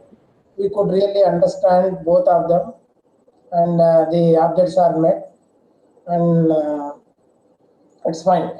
I'm very happy with both the speakers. They have done an excellent job. They made us to sit for 2 hours without moving here and there, which is generally not possible in physical webinars, physical seminars also. I appreciate them, and I congratulate them, and I also thank them for giving their nice lectures to us. Thank you, sir. Thank you, both the speakers. Thank you, sir. May I now request Dr. S. Shankaran, SHAR, ISRO, to express his views on the session. Respected President of HEMSI Chapter Chennai and SHAR, Sri Ranganathan sir, Dr. Chakravarti sir, and two eminent speakers today, Ravichandran Srinath and Professor Tanika Arasu from MIT. Very good evening to all of you. First of all, let me thank the organizers for giving a 1 minute chance to speak in this session. In fact, the first talk, what I thought was totally different, and what was being delivered was totally the opposite spectrum. In fact, when you get a chance to get into the and you get onto the rocket ship, but you used as a metaphor very intelligently, and he thought who are interested in working in space-related areas, what qualities he should have. That he has dwelled upon. I thought in another way is going to deal with how the what will be the constraints technically, and because he himself is a co-founder or a CEO of Agnikul, it was a totally different and pleasant way it has been presented. Thanks to Ravichandran. And coming to Professor Tanigarasu sir from MIT, in fact, since I'm also, we are also working on jet noise reduction. Again, we are on the other spectrum. He is on subsonic and we are on supersonic. Our Mach numbers are very high, 3.5 and 4, and he is working on 1.5. Very interesting results. He has shown many results for various jets with passive reduction technique using tabs and perforated tabs and other systems, whereas those things will be very difficult to be used in, especially in launch vehicle lift-off condition, where the jet noise is totally different and its characteristics are totally different from subsonic jet noise. And their reduction is going to be on active control system like water injection and so on. And those things will be different, and actually I'm very much interested to see his publication, because the spectral content will be very interesting, because you are mixing the jets with the two different momentum, and you are trying to image the core of the jet. The potential core is being disturbed. Then the acoustic characteristics in terms of spectral content is going to vary a lot way. So sometimes it may not be desirable. We had an experience, okay, due to the paucity of time and the brevity of time, I'm not able to express those things. Actually, it will be very interesting. So you cannot impinge the jet with an external jet to the core jet, which is producing noise. And you cannot just like that go and disturb the jet to the core, because that itself acts as a sound producing sources and start giving a sound level which is all very decremental in certain frequency bands, which are not advantageous for the launch vehicle, so on. So very nice. Actually, I'm very happy to see Professor Tanigarasu is presenting those results, and he's doing experiments, CFD results comparison, and he's producing PhD students on this area. We are very much pleased as academic community.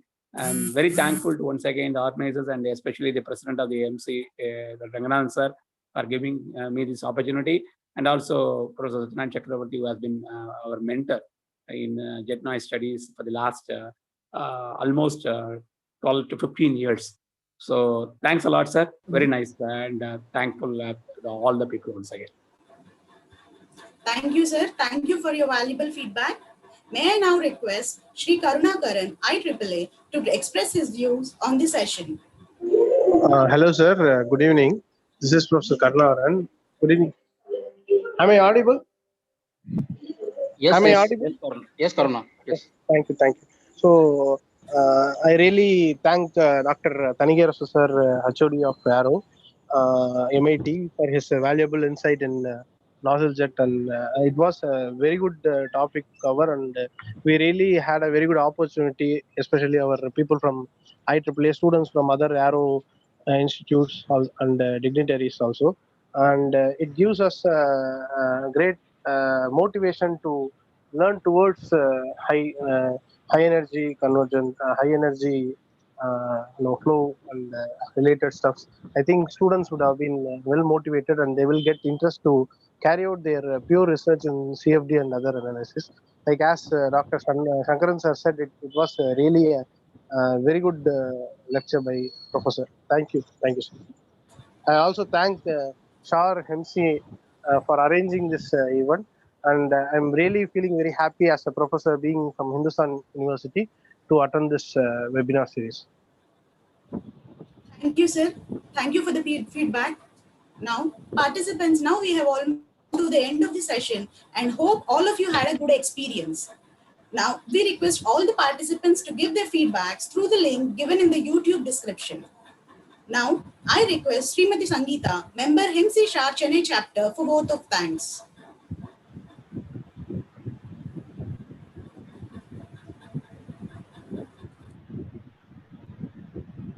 Yeah, good evening, one and all. On behalf of HEMSI SHAR Chennai chapter, I extend a very hearty vote of thanks to both of the speakers for giving their important work and sharing with us today. I thank you from the bottom of my bottom of the heart, sir. I would also like to thank the students community, teaching professionals, working professionals, and scientific fraternities who have joined us with us today and graced our occasion and made it a grand success. And well, ladies and gentlemen, an event like this cannot happen overnight.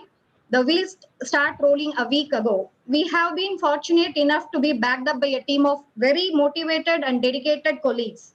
I would like to thank each and everyone. Thank you once again all. Jai Hind. Thank you, ma'am. Now, I request all of you to join for the national anthem.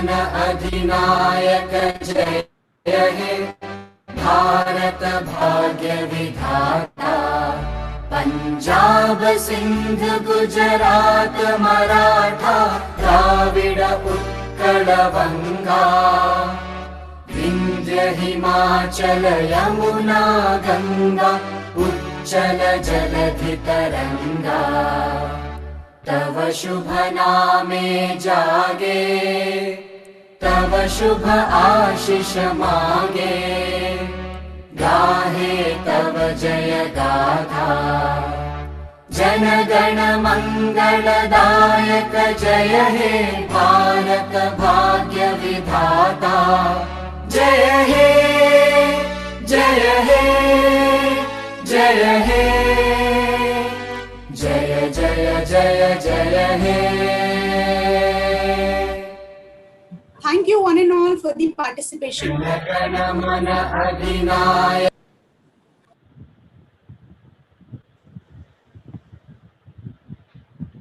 Yeah, thank you. I think this can.